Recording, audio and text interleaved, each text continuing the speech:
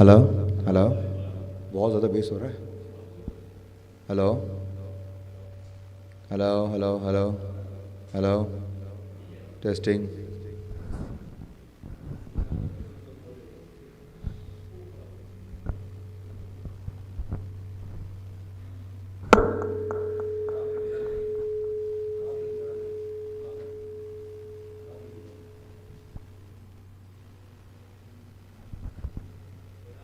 ہمیں آ رہی ہے.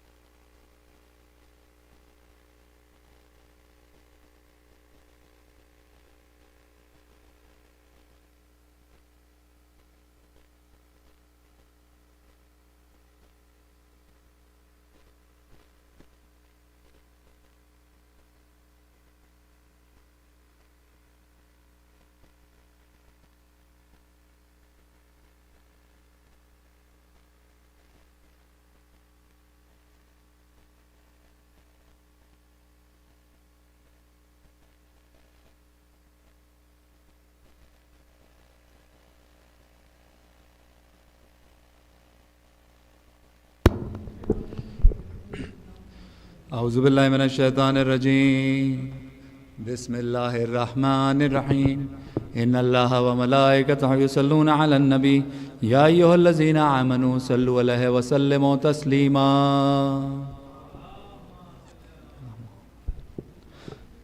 بسم اللہ الرحمن الرحیم.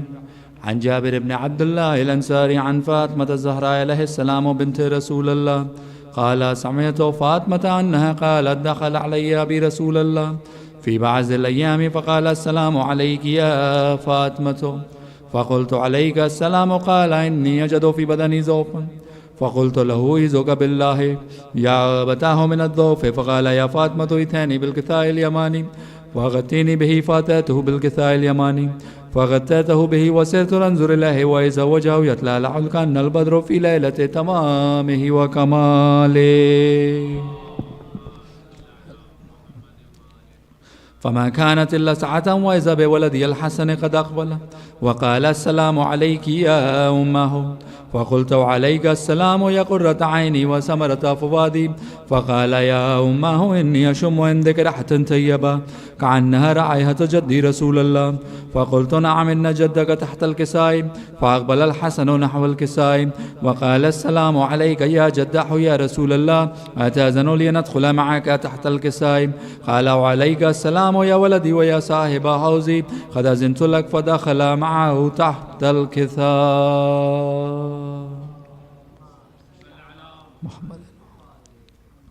فما كانت إلا ساعة وإذا بولدي الحسين قد أقبل وقال السلام عليك يا أمه فقلت عليك السلام يا ولدي ويا قرة عيني وثمرة فؤادي فقال لي يا أمه إني أشم عندك ريحة طيبة كأنها رائحة جدي رسول الله فقلت نعم إن جدك وأخاك تحت الكساء فدنا الحسين نحو الكساء وقال السلام عليك يا جداه السلام عليك يا من اختار الله تأذن لي ندخل معكما تحت الكساء فقال وعليك السلام يا ولدي ويا شافع أمتي قد أذنت لك فدخل معهما تحت الكساء.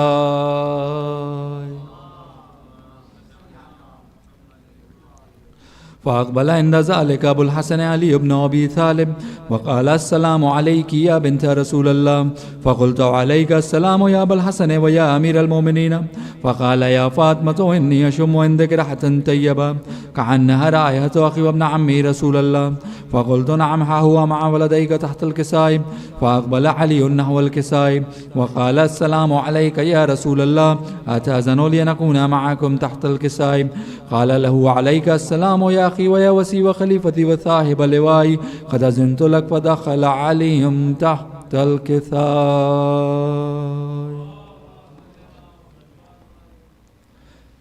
ثم أتيت نحو الكساء وقلت السلام عليك يا أبتاه يا رسول الله، أتأذن لي أن أكون معكم تحت الكساء؟ قال وعليك السلام يا بنتي ويا بزعتي، قد أذنت لك فدخلت تحت الكساء.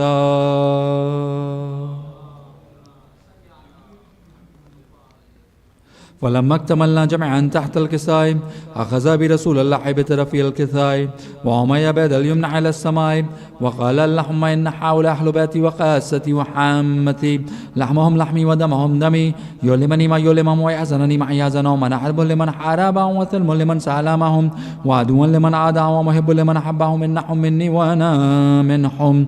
فجل صلواتك وبركاتك ورحمتك وغفرانك ورضوانك علي وعليهم وعذبهم ورثا وتأخرهم تطهيرا.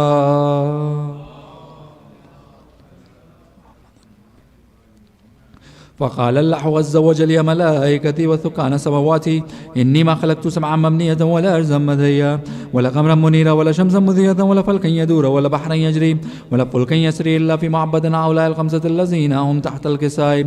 فقال الأمين جبرائيل يا رب ومن تحت الكساء؟ فقال عز وجل محل بيت النبوة ومعدن الرسالة، هم فاطمة وأبوها وبعلها وبنوها.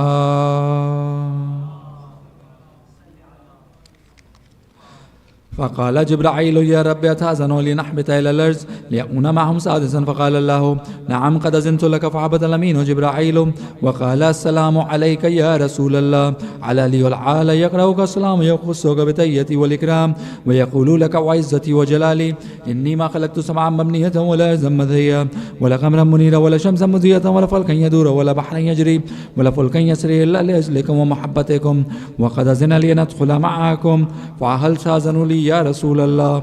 فقال رسول الله وعليك السلام يا أمين وي الله إنه نعم قد أذنت لك. فدخل جبرائيل معنا تحت الكساء.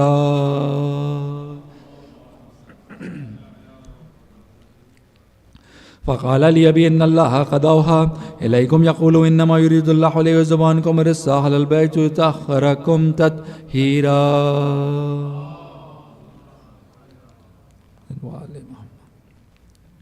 فقال علي لي يا رسول الله أخبرني ما لجلوس هذا تحت الكساء من الفضل عند الله. فقال النبي صلى الله عليه وآله والذي بعثني بالحق نبيا واصطفاني برسالة نجيا ما ذكر خبرنا هذا في محفل من محافل أهل الأرض وفيه جمع من شيئتنا ومحبينا إلا ونزلت لهم الرحمة وحفت بهم الملائكة واستغفرت لهم أن يتفرقوا. فقال علي عليه السلام إذا والله فزنا وفاز شيئتنا ورب الكعبة.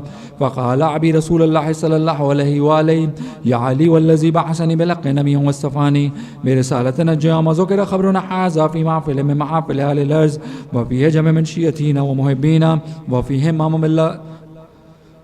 إلا فرج الله همه ولا مغموم إلا وكشف الله غمه ولا تعلب حاجة إلا وقضى الله حاجته.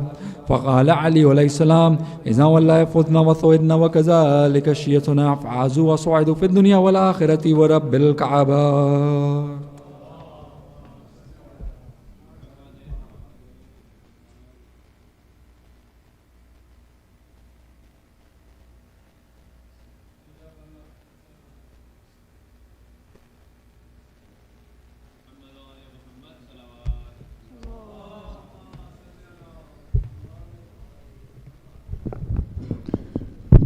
بر محمد والے محمد صلوات.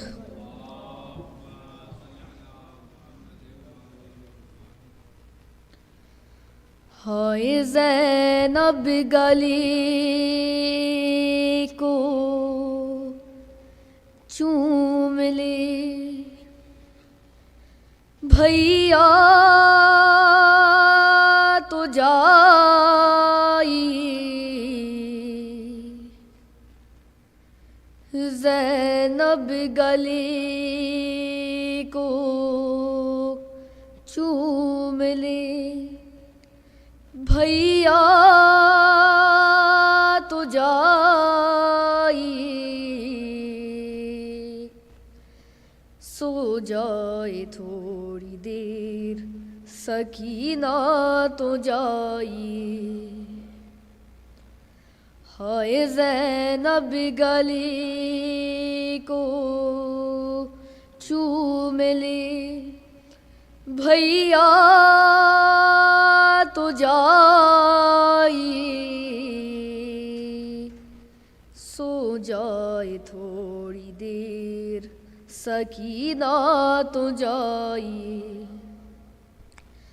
اماں کہے گی دیکھ کے چہرہ لہو بھرا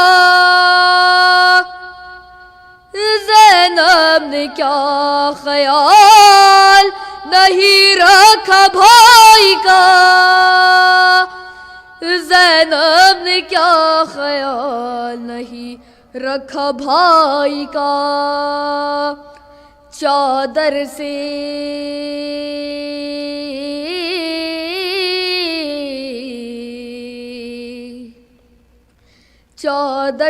صاف کر لجو چہرہ تو جائی سو جائے تھوڑی دیر سکینہ تو جائی زینب قریب ہو گئی کچھ بھی نہیں بچا لاشیں اٹھا کے آنو محمد کے میں ذرا لاشیں اٹھا کے آنو محمد کے میں ذرا ایک بار ہے ایک بار پھر اتار لوں صدقہ تو جائیے سو جائے تھوڑی دیر سکینہ تو جائیے جانے نہ دیتی برچھیوں والوں میں کبھی وہ ماں ہے اور کنیز ہوں بھیا میں آپ کی وہ ماں ہے اور کنیز ہوں بھیا میں آپ کی رن میں بلا رہی ہے جو زہرا تو جائیے سو جائے تھوڑی دیر سکینہ تو جائیے روکوں گی پھر نہ آپ کو وعدہ رہا میرا نزدیک ہے یہاں سے نجف شاہ کربلا نزدیک ہے یہاں سے نجف شاہ کربلا آ جائے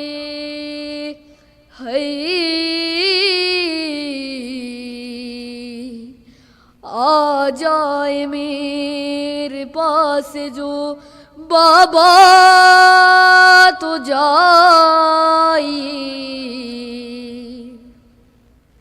سو جائے تھوڑی دیر سکینہ تو جائیے لگتا ہے رن میں آپ کا کرتا ہے انتظار لہرا رہا ہے ہاتھ میں خنجر وہ بار بار لہرا رہا ہے ہاتھ میں خنجر وہ بار بار بھیا بدل شمر ارادہ تو جائیے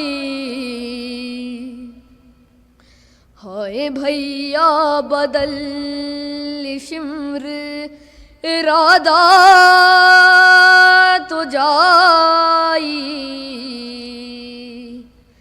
سو جائے تھوڑی دیر سکینہ تو جائی، ہائے زینب گلی کو چوم لی، بھیا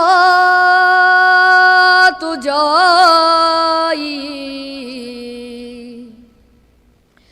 سو جائے تھوڑی دیر، سکینہ تو جائی۔ برائے ظہور امام زمانہ باز بلند صلوات۔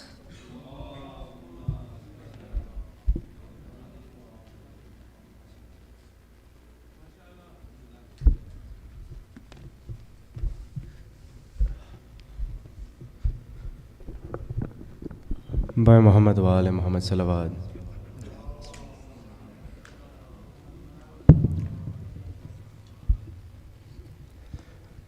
بھائی منتہی صلوات۔ اللہم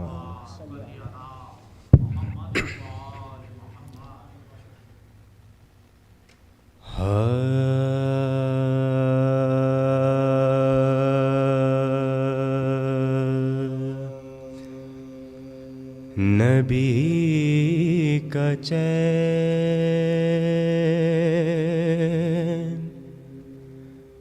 نبی کا چین، امامت کا زین جیتے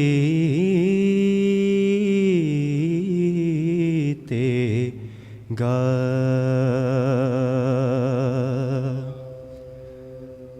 نبی کا چین، امامت کا زین جیتے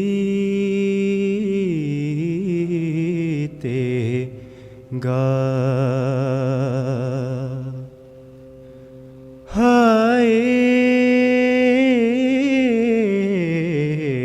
ایک جنگ شہ مشرقین جیتے گا، ہے ایک جنگ شہ مشرقین جیتے گا، بوقت صلح امام حسن کا دعویٰ تھا،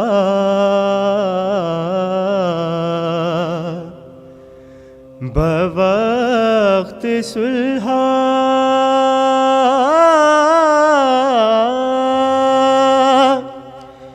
امام حسن کا دعویٰ تھا، میں لکھ کے دیتا ہوں میرا حسین جیتے گا،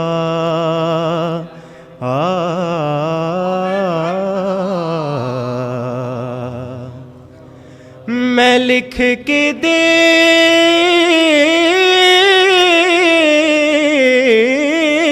ہوں میرا حسین جیتے گا،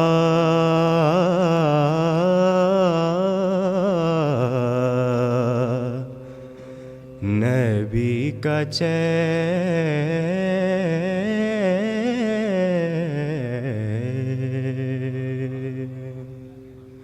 بھائی محمد وآل محمد صلوات۔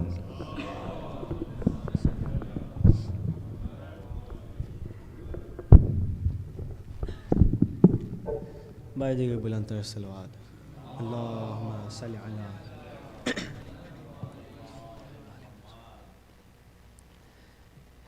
عباس کہاں ہو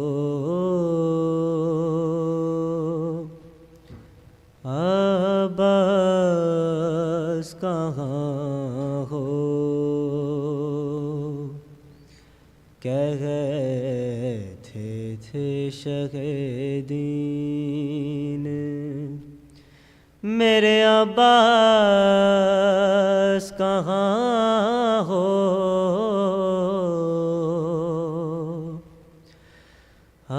عباس کہاں ہو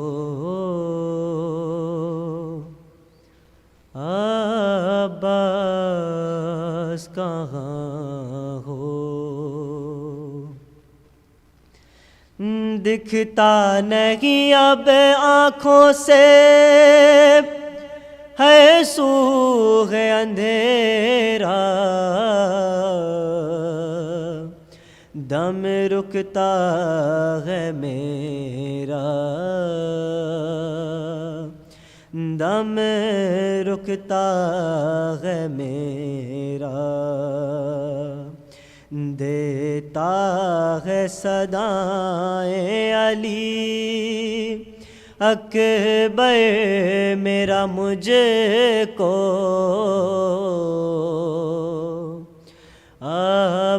عباس کہاں ہو عباس کہاں ہو سینے میں جوان لال کے برچی کی انی ہے تھراتی زمیں ہے تھراتی زمیں ہے الجھا ہوا برچی میں نام اکبر کا جگر ہو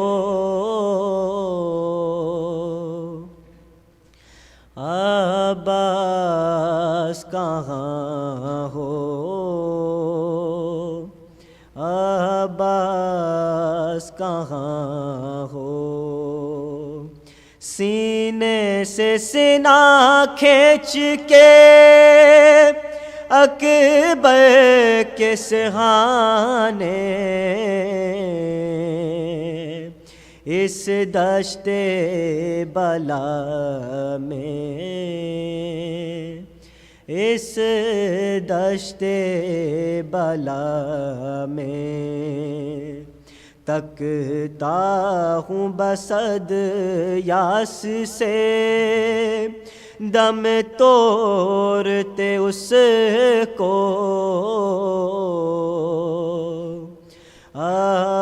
عباس کہاں ہو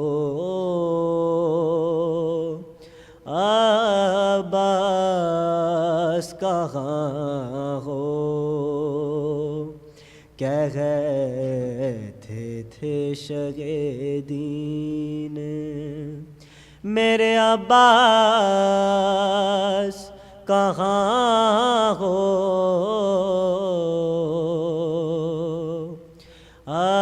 عباس کہاں ہو عباس کہاں ہو میں محمد و آل محمد صلی اللہ علیہ وسلم صلی اللہ علیہ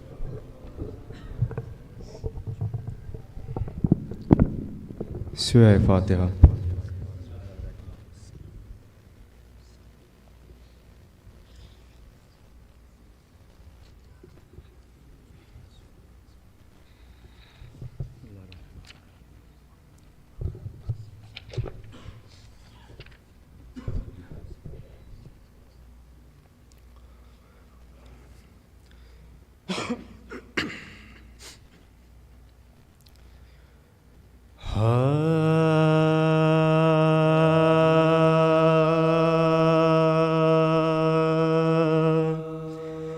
جب لٹ کے کربلا سے اسیے ستم چلے جب لٹ کے کربلا سے اسیے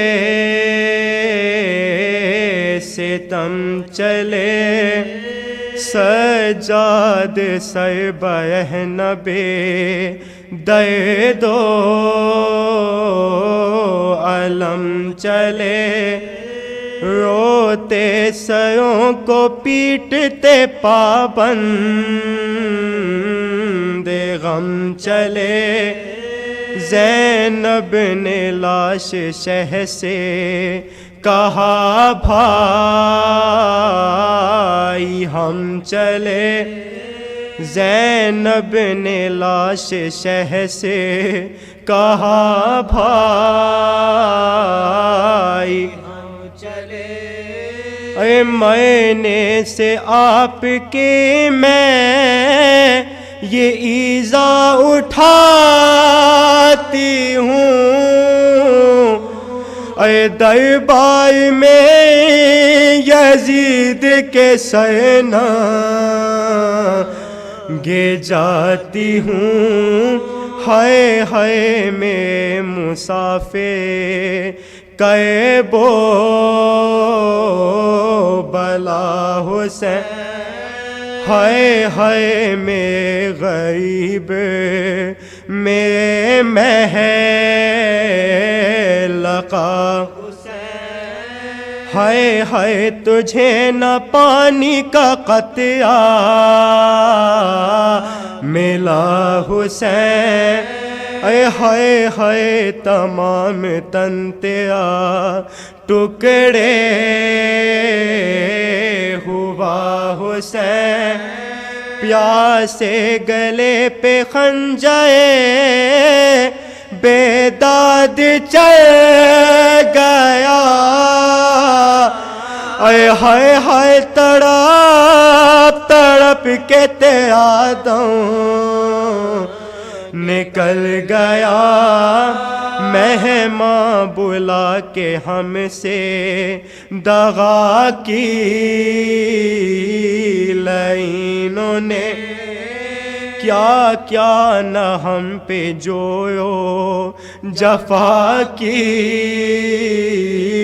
لائنوں نے کچھ بھی ضیا نہ شرم و حیا کی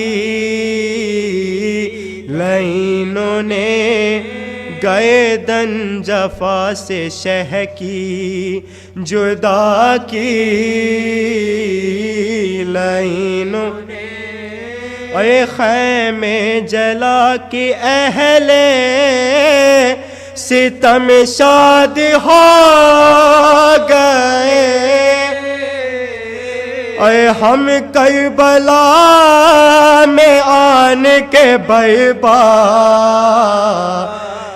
ہو گئے خیمے جلا کے اہل ستم شاد ہو گئے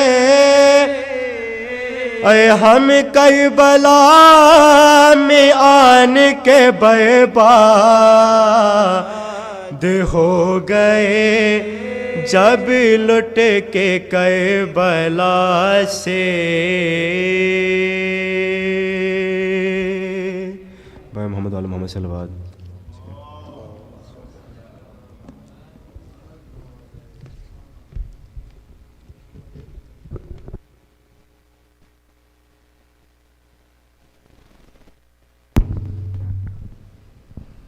مومن و مومنات السلام علیکم.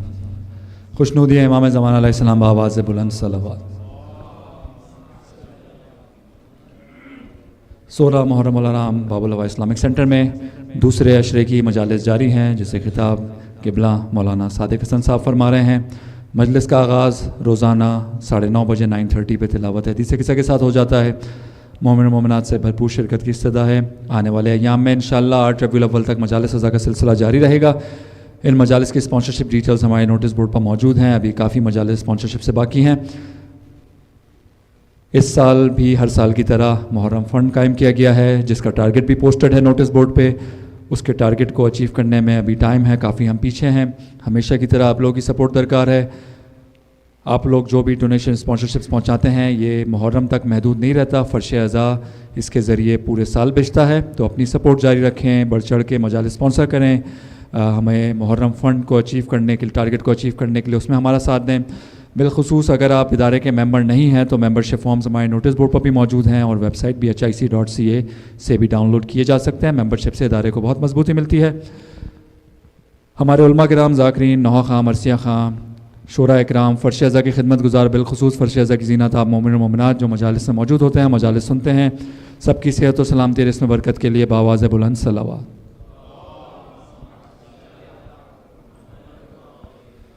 سورہ فاتحہ کی درخواست ہے حاضرین مجلس کے خاندان کے تمام مرحومین، بالخصوص مومن و مومنات جنہوں نے آج کی مجلس اسپانسر کیا، ان کے خاندان کے تمام مرحومین کی ارواح کے ساتھ ساتھ مرحوم نظر عباس نقوی، مرحوم سبطین کاظمی، مرحوم عنایت انجم اور مرحوم طاہر شاہ کو بھی شامل کر لیں.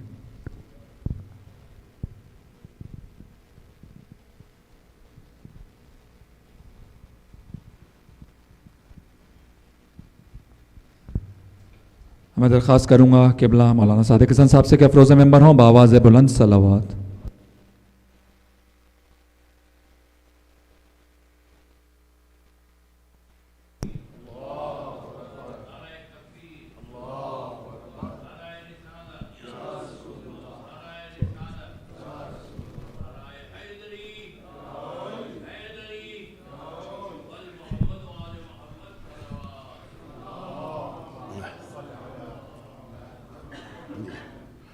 لا حول ولا قوة إلا بالله العلي العظيم. بسم الله الرحمن الرحيم. الحمد لله رب العالمين، والصلاة والسلام على سيد الأولين والآخرين بالقاسم محمد وآله الطيبين الذين أذهب الله عنهم الرجس وطهرهم تطهيرا. سيما الإمام المنتظر والحجة الثاني عشر عجل اللهم له الفرج، ولعنة الله على أعدائهم أجمعين من الأزل إلى الأبد. أما بعد، فقد قال الله عز وجل في كتابه الكريم: بسم الله الرحمن الرحيم. وما أرسلنا من رسول إلا ليطاع بإذن الله ولو أنهم إذ ظلموا أنفسهم جاءوك فاستغفروا الله واستغفر لهم الرسول لوجدوا الله توابا رحيما. فلا وربك لا يؤمنون حتى يحكموك فيما شجر بينهم ثم لا يجدوا في أنفسهم حرجا مما قضيت ويسلموا تسليما.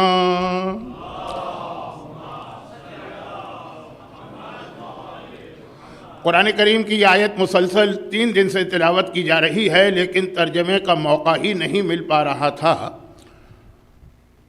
لیکن کل رات کی مجلس جہاں اختتام پہ پہنچی، اس سے اس آیت کا اسی سے بہت گہرا ربط ہے. اس لیے آج آغاز مجلس میں کچھ تمہیدی باتیں ہونے کے باوجود پہلے آیت کا ترجمہ ہو جائے، پھر وہ تمہیدی باتیں، اور پھر جو اصل موضوع ہے 1446 ہجرہ کے باب الحوائج کے اس عشرہ ثانی کی میری چوتھی مجلس کا.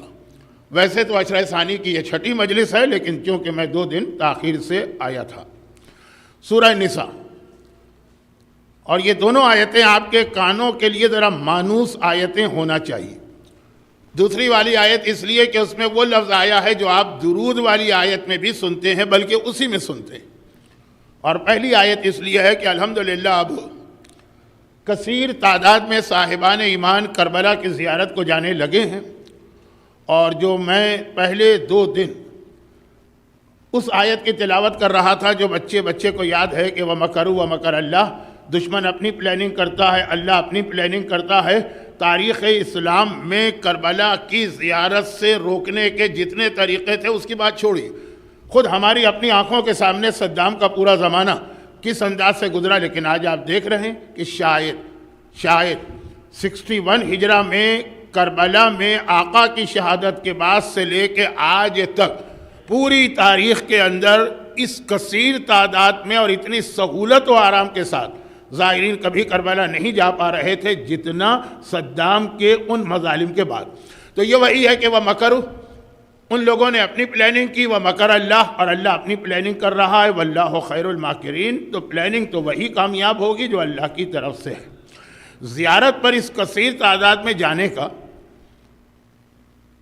ذرا سا ایک نقصان بھی ہوتا ہے اگر آدمی پہلے سے الرٹ ہو کے نہ جائے. میں اس کی جانب جانا نہیں چاہتا، بڑا سینسیٹیو ایشو ہے.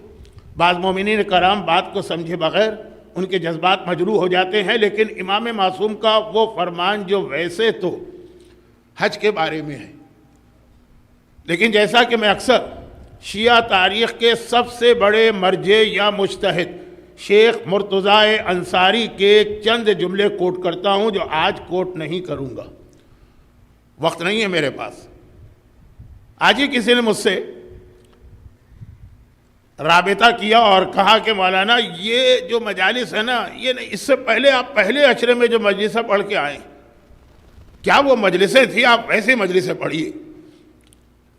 میں نے کہا کہ آپ مجھے پہلے مومن ملے ہیں جس نے اس عشرے کی تعریف کی جو اس سال 3000 میل آپ سے دور ایسٹ کی طرف پہلا عشرہ میں نے پڑھا تھا. یعنی وہ میں ممبر پہ سلینگ لینگویج استعمال نہیں کرنا چاہتا، لیکن دنیاوی اعتبار سے کہ ناکام ترین آپ پہلے آدمی جنہوں نے تعریف کی اور یہاں بیٹھ کے کی.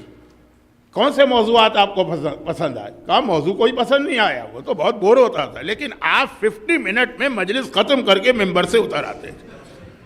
بس اسی انداز سے آپ یہاں بھی پڑھیے تو ہم کو بھی مزہ آئے گا.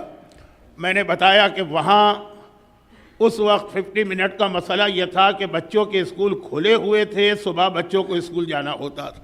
یہاں کسی نے مجھے بتایا کہ اسکول کی ہالیڈے، تو انہوں نے وہی جواب دیا کہ مولانا وہ بچے آپ کی مجلس میں آتے کہاں ہیں کہ جن کا خیال کرتے ہوئے آپ 1.25 گھنٹے کی مجلس پڑھ رہے ہیں. تو انشاءاللہ آج میں کوشش کروں گا کہ ویک ڈیز کی مجالس کے اندر ان مومن کی کم از کم یہ خواہش تو پوری کر دی جائے. اس لیے میں شیخ مرتضی انصاری کا تعارف جب ان کا نام میری زبان پہ آتا ہے میں ذرا موضوع سے ہٹ جاتا ہوں، کہیں کا کہیں چلا جاتا ہوں. نہ ان کا تعارف نہ ان کے جملے، لیکن صرف ایک ان کا جملہ کہ حج کی کافی حدیثیں ایسی ہیں جو زیارت سے میچ کرتی، کیونکہ یہ حج کی حدیثیں رسول خدا کے حوالے سے آئی تھیں اور اس وقت تک کربلا اور کربلا کی زیارت کا یہ نظام قائم نہیں ہوا تھا. تو حج کی حدیثیں ہیں. ان میں ایک حدیث یہ ہے کہ امام معصوم نے حج کرنے والے اپنے صحابی سے کہا کہ حج سے جتنا دن پہلے مکہ پہنچ جاؤ بہتر ہے. حج ختم ہوتے ہی جتنا جلدی مکے سے واپس آ سکتے ہو واپس آؤ. واپس کا لفظ بھی نہیں ہے، مکہ چھوڑ سکتے ہو، ٹھیک ہے، واپس اپنے وطن نہ ہو، بیچ میں کہیں رک جاؤ. جیسے آج کل بہت سے لوگ حج پہ جاتے ہیں ٹرکش ایئر لائن سے، تو استنبول کا یا ترکی کا ایک ٹرپ بھی لگا لیتے ہیں سیر و تفریح کا، تو مکے سے نکلو. اب راوی حیران ہو گیا کہ مولا مکہ. آج آگے چل کے شاید تقریر کے اختتام پر مکے کے حوالے سے وہ روایت آئے گی جو میرے اصل موضوع کو شروع کرے گی. مکہ اتنا اہم شہر، وجہ کیا ہے؟ کہا یہ وجہ یہ ہے کہ حج سے پہلے تم جتنے دن بھی مکے میں رہو گے کعبے کا احترام بھی باقی رکھ پاؤ گے اور شہر مکہ کا احترام بھی باقی رکھ پاؤ گے. لیکن جیسے ہی حج مکمل ہوگا نہ تم مکے کا احترام مینٹین کر پاؤ گے نہ خانہ کعبہ کا احترام. اس لیے بہتر یہ ہے کہ وہاں سے چلے جاؤ. اور جو لوگ حج پر جاتے ہیں وہ اس بات کی گواہی بھی دیں گے کہ ہاں حج کے بعد نہ مکے میں دل لگتا ہے لوگوں کا نہ خانہ کعبہ میں. اب یہی اصول کسی حد تک زیارت کے لیے بھی آتا ہے کہ زیارت اسی لیے آپ نے عراق کے مقامی لوگوں کو دیکھا ہوگا کہ وہ تو اکثر حرم میں بھی داخل نہیں ہوتے، باہر سے ہی سلام کر کے چلے جاتے. تو زیارت بہت زیادہ ہونا فائدہ ہی فائدہ ہے، بینیفٹ ہی بینیفٹ ہے. ہم وہاں سے ایک انرجی لے کے آتے ہیں، اپنے آپ کو ریچارج کر کے آتے ہیں. لیکن اس ایک نقطے کو ذہن میں رکھتے ہوئے اسلام میں ابھی میں نے ایک جملہ کہا نا، وہ بھی جان بوجھ کے کہا کہ جب رسول خدا کی زندگی ہے تو اس وقت کربلا کی زیارت کا نظام قائم نہیں ہوا. لیکن سوال یہ پیدا ہوتا ہے کہ خود پورا نظام زیارت کا، جس میں مسجد النبوی بھی آتی ہے، جنت البقیع بھی آتی ہے اور زیارتیں، یہ نظام کیسے قائم ہوا ہے؟ جیسے اگر کوئی کہے کہ نماز، اب ہم آیت پڑھ دیں گے کہ یا ایھا الذین آمنوا اقیموا الصلاۃ، یہ آیت آئی تو نماز ہمارے سامنے آئی. روزے میں تو آپ کو زبانی یاد ہے کہ یا ایھا الذین آمنوا کتب علیکم الصیام، رمضان آیا نہیں، اس سے پہلے سے یہ آیت کی تلاوت شروع ہوئی ہر جمعے کے خطبے میں، ہر موقع پر. تو زیارت کہاں سے آئی؟ زیارت آئی اس آیت سے جو میرا 3 دن کا سرنامہ کلام تھی. سورہ نساء آیت نمبر 64. وما ارسلنا من رسول الا اچھا، تو جو بات میں کہہ رہا تھا کہ زیارت اس آیت کی وجہ سے آئی، اس لیے جتنے زائرین جاتے ہیں ان کو یہ آیت تو وہاں سنائی جاتی ہی ہے. جو زیارت کا فلسفہ بتایا جاتا ہے، چاہے مختصر صحیح، زیارت کی اہمیت بتائی جاتی ہے، تو یہ بتانا ہے نا کہ زیارت اسلام میں داخل کہاں سے ہوئی، کس آیت کے ذریعے. یہ کسی کا بنایا ہوا نظام ہے یا خود خدا نے اس کا حکم دیا؟ تو یہ آیت. اب میں ترجمے کو شروع کروں اور جلدی ختم کر کے اصل موضوع پہ آ جاؤں. وما ارسلنا من رسول الا لیطاع باذن اللہ، ہم نے کوئی رسول نہیں بھیجا مگر صرف ایک مقصد کے لیے کہ لوگ آنکھیں بند کر کے اس کی اطاعت کریں، اس کو بلائنڈلی فالو کریں. الا لیطاع باذن اللہ، یہ اللہ کی طرف سے آرڈر ہے. تو رسول کی اطاعت اللہ کی اطاعت ہوئی. ولو انہم ظلموا انفسہم، اب قرآن نے اس پہ بتایا کہ ہم انسان ہیں، فرشتے تو ہیں نہیں کہ ہم سے کوئی گناہ نہ ہو سکے. جب انسان ہے تو ہم سے گناہ بھی ہوں گے. اللہ نے ہم کو بنایا ہی اس طرح سے. ہمارے انگریڈینٹ میں وہ دونوں چیزیں رکھی ہیں، ایک جو ہمیں نیکی کا راستہ دکھاتی ہے جس کا نام ہے نفس لوامہ، اور ایک ہے جو ہمیں گناہ کی طرف لے جاتی ہے جس کا نام ہے نفس امارہ. اللہ نے ہی ہمارے اندر یہ چیز رکھی. ہم نے خود اپنے آپ کو تو نہیں بنایا ہے نا. وہ کیا کہتے ہیں کہ وہ ہماری شاید ڈیفالٹ میں ہے یا مینوفیکچرنگ میں ہے، یہ میری یہ فیلڈ نہیں، یہ ہمارے اندر ہی تو اللہ نے رکھا. گناہ والا جذبہ بھی. تو جیسے کہ فارسی کا ایک محاورہ ہے کہ کسی سے کہا جائے کہ دریا میں یا سمندر میں پیر رکھو لیکن گیلے نہ ہونے پاؤ. بھائی اگر گیلا نہیں ہونا ہے تو سمندر کا حکم نہ دو، سمندر کا حکم دیا ہے تو پھر یہ پابندی نہ لگاؤ. تو اللہ نے ہی ہمارے اندر وہ گناہ والا بٹن بھی رکھا ہے یا ہمارے انگریڈینٹ میں اس کو شامل کیا. اور اطاعت بھی کرو بلائنڈلی، تو اللہ نے پھر یہاں پہ اس کا ایک حل بھی بتایا اسی آیت میں. آیت دو نئی آیتیں چل رہی. وما ارسلنا من رسول الا لیطاع باذن اللہ ولو انہم اذ ظلموا انفسہم جاؤوک. اور اے حبیب اگر ان سے گناہ ہو جائے، غلطیاں ہو جائے، خطائیں ہو جائے، اطاعت رسول میں کہیں کوئی کمی رہ جائے تو کوئی بات نہیں، جاؤ کا یہ تیرے پاس آ جائے. فاستغفروا اللہ، اللہ سے بھی معافی مانگے. واستغفر لهم الرسول، تم بھی ان کے حق میں دعا کرو. لوجدوا اللہ توابا رحیما، تو یہ دیکھیں گے اللہ کتنے جلدی توبہ بھی قبول کر رہا ہے اور رحمت بھی نازل کر رہا ہے. گناہگار کا اسٹیٹس بھی دیکھیے. گناہگار کا اسٹیٹس بڑا عجیب جملہ میں کہہ رہا ہوں. متقی کا اسٹیٹس تو ہم سنتے ہیں، پرہیزگار کا اسٹیٹس تو گناہگار کا، کہ اللہ اگر اتنا بھی کہہ دے کہ تم نے گناہ کیا ہم تمہاری توبہ قبول کریں گے. نہیں، توبہ نہیں قبول کریں گے، وہ تو ہے ہی، اپنی رحمت بھی نازل کریں گے. گناہگار کے اوپر اللہ کی خصوصی رحمت آ رہی ہے کیونکہ اس نے اپنی غلطی کو مان لیا. اپنی غلطی پہ اس نے کسی قسم کی ہٹ دھرمی کا مظاہرہ نہ کیا، اڑیل پن کا مظاہرہ نہ کیا. لیکن الگ موضوع، میرا عنوان اطاعت رسول نہیں. علامہ رشید ترابی علی اللہ مقامہ کا آڈیو پہ پورا اشرح سن لیجیے گا. البتہ ان کا انداز الگ، میرا انداز الگ. اب یہ قرآن بات اختتام کو پہنچا رہا. کل آخری جملہ یہ تھا نا، آخری جملے، کہ رسول کو تو بلائنڈلی فالو کرنا، باقی ہر چیز میں آپ آرگومنٹ کریں، ہر آدمی سے بحث کریں، رسالت کے بارے میں یہ بات نہیں چلے گی، بلائنڈلی فالو کرنا. یہ آیت پھر کہا کہ اگر اس میں کہیں کمی ہو جائے تو اللہ کی رحمت تمہارے اوپر نازل ہوگی. اور پھر کہا کہ ویسے مومن کو کیسا ہونا چاہیے، یعنی message hidden under the line, کہ اب جاؤ رسول کے پاس، گناہ معاف کرا کے آؤ. تو واپس آنے کے بعد کیسے بن کے آؤ گے؟ زیارت کے بعد ہمیں کیسا ہونا چاہیے؟ میں لائٹر موڈ میں حج اور زیارت دونوں میں جن قافلوں کے ساتھ جاتا ہوں، جب حج مکمل ہو جاتا ہے تب بھی ایک جملہ کہتا ہوں، ایک مثال، اور جب زیارت مکمل ہوتی ہے تب بھی ایک مثال. اور یہ معصوم کا ایک جملہ بھی ہے جس کو میں ذرا اپنے انداز میں بیان کرتا ہوں کہ جب تم واپس اپنے وطن آؤ نا تو بالکل ایک مختلف انسان بن کے آؤ گے. یہاں تک کہ تمہارے گھر والے حیران ہو کے دیکھیں گے، پہچان نہیں پائیں گے تم وہی ہو. چلیں حج میں تو اس لیے کہ سر منڈوا دیتے ہیں اور بالکل آدمی گنجا ہو جاتا ہے تو بعض اوقات گھر والے نہیں پہچانتے. بہت میرے ساتھ بھی یہ ایسا ہوا. مینا کے میدان کے اندر سر منڈوایا جاتا ہے، خواتین کمپلین کرتی ہیں مولانا کوئی مردوا گھسا آ رہا ہے مجھ سے بات کر رہا ہے، پتہ چلا وہ ان کے اپنے شوہر ہیں. لیکن بالکل آدمی شکل بدل ہی جاتی ہے سر منڈوانے کے بعد. تو وہ اس کی بات نہیں ہو رہی. کہا اس انداز سے بدل کے آؤ گے کہ لوگ حیران ہوں گے کیا یہ وہی صاحب ہے جو یہاں سے گئے. اور میں اکثر کہتا ہوں جیسے اخبارات میں اشتہار آتا ہے نا، مثلا سلمنگ سینٹر کا وزن کم کرنے کا 2 تصویریں ہوتی ہیں. ایک ایسا کہ بہت زیادہ جیسے جاپانی وہ سومو پہلوان ہوتے ہیں، ایک بالکل دبلا پتلا ہمارا سینٹر جوائن کرنے سے پہلے، ہمارا سینٹر جوائن کرنے کے بعد. بالوں کی بات ہوئی تو اس کے بھی بہت بڑی انڈسٹری ہے دنیا کی، شاید دوسری بڑی انڈسٹری ہے یہ کاسمیٹک والی، اس کے اندر ہمارا بال آپ ہمارا ہیئر آئل استعمال کیجئے.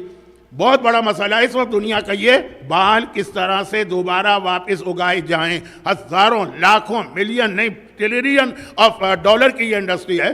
تو دو تصویریں آتی ہیں نا، دو تصویریں، ہمارا ہیئر آئل استعمال کرنے سے پہلے اور ہمارا ہیئر آئل استعمال کرنے کے بعد.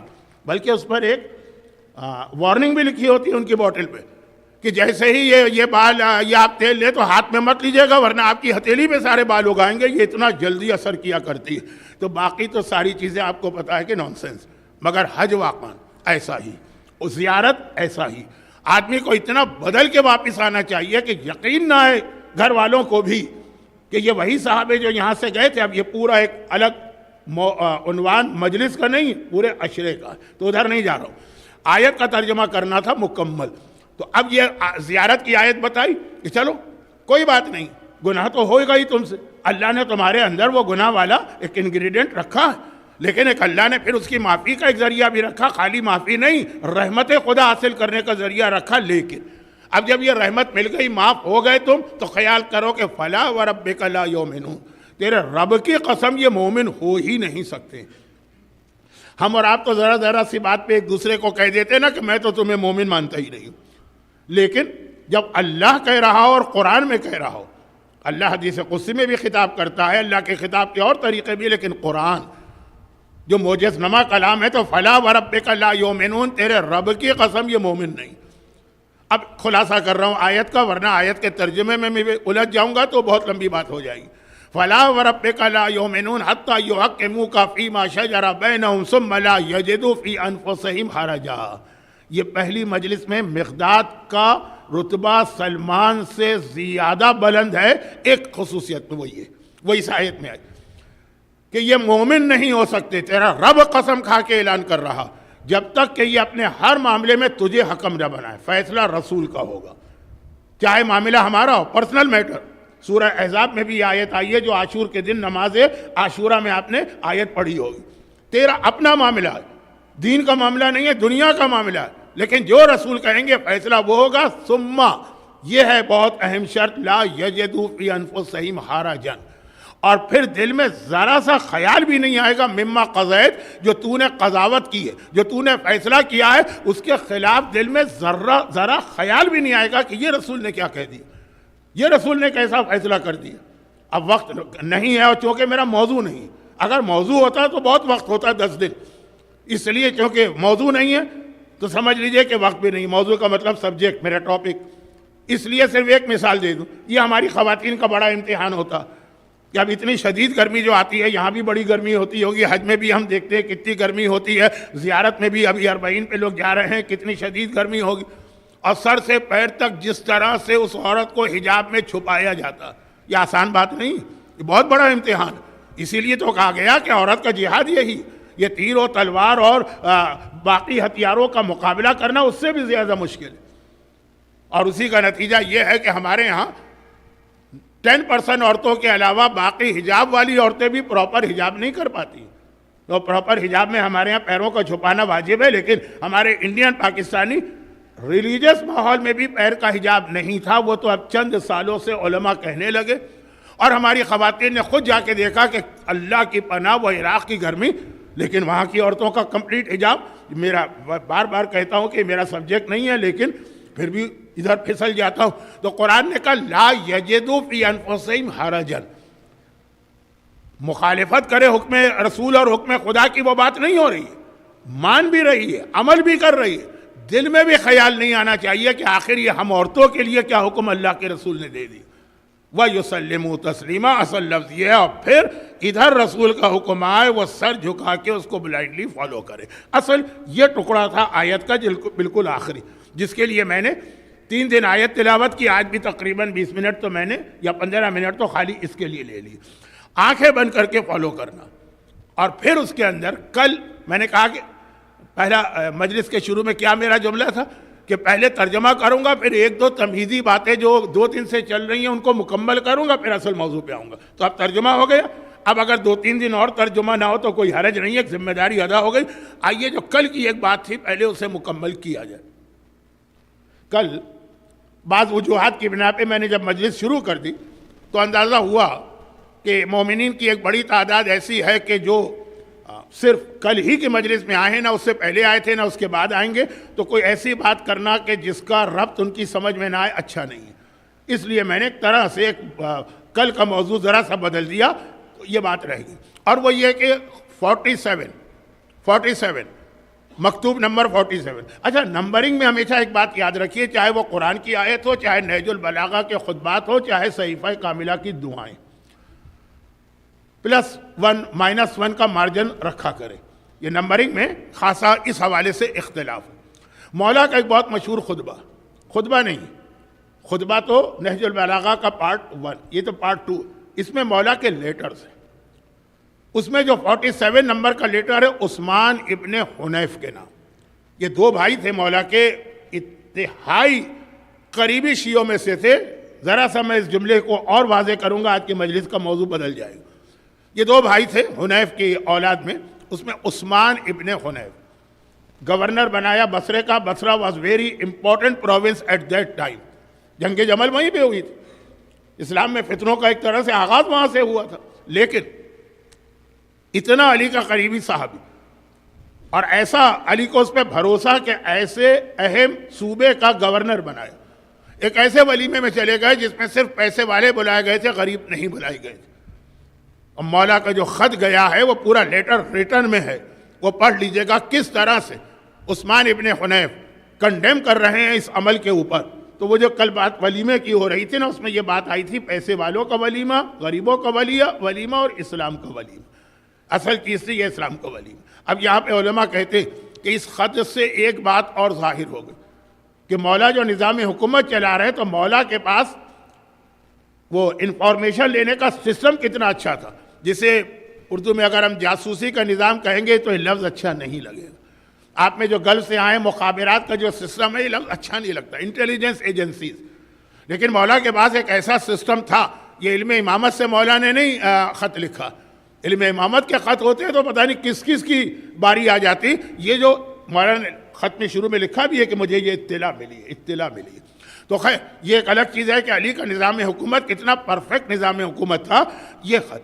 اب اس کے حوالے سے بات جو مجھے کرنا تھی وہ ولیمے کی نہیں کرنا تھی، یا ایام ازا کی مجالس میں ولیمے کی بات، حج کا ولیمہ تو پھر بھی سمجھ میں آتا ہے، بات کرنا تھی جو 2 دن پہلے گھر کی مجلسوں کی بات ہوئی تھی کہ اگر گھر کی مجلس بھی آپ اس پوزیشن میں نہیں ہیں، اس حیثیت میں نہیں ہے، خالی مالی مسائل نہیں ہوتے ہیں، ورنہ تو مجلس کے لیے تو لوگوں نے اپنے گھر بیچ دیے، بلکہ ہمارے یہاں ایک آدھ واقعہ پڑھا جاتا ہے، پتہ نہیں صحیح ہے کہ غلط، کہ اولاد بیچ دی کہ مجلس کرنا ہے، خالی مالی نہیں اور بہت مشکلات ہوتی۔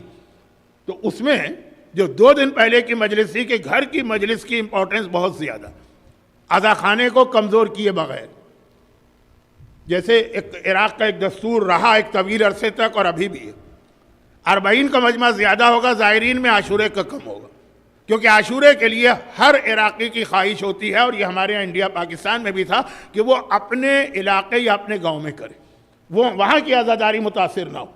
کربلا کی زیارت کی اہمیت اپنی جگہ ہے، لیکن یہ جو جگہ جگہ عزاداری ہوتی، میں کتنے لوگوں کو جانتا ہوں وہ جاب کہیں کرتے ہیں لیکن پہلا عشرہ آتا ہے چھٹی لے کے جاتے ہیں کہ جو ہمارے گھر میں عزاداری ہے اپنے شہر میں وہاں جانا۔ انڈیا میں خاص طور پہ اس کا رواج بہت تھا، کیونکہ انڈیا کی عزاداری 100 سال پرانی چلی آ رہی ہے گھروں میں۔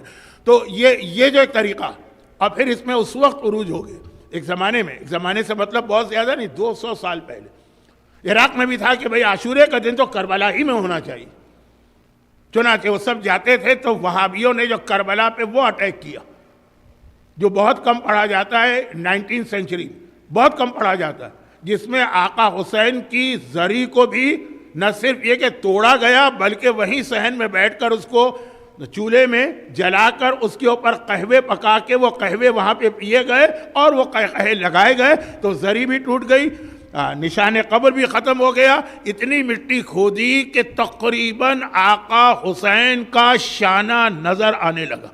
اور بہت ایک اہم واقعہ ہے، میں پڑھتا بھی ہوں لیکن وہی کہ آج کا موضوع بھی نہیں، اور یہ واقعہ عام طور پہ 8 شوال کی انہدام جنت البقیع کی مجلس میں پڑھتا ہوں، تو وہ آخری موقع تھا کسی نے آقا کے جسم کا کوئی حصہ شہادت کے بعد دیکھا، اور صرف 200 سال پہلے.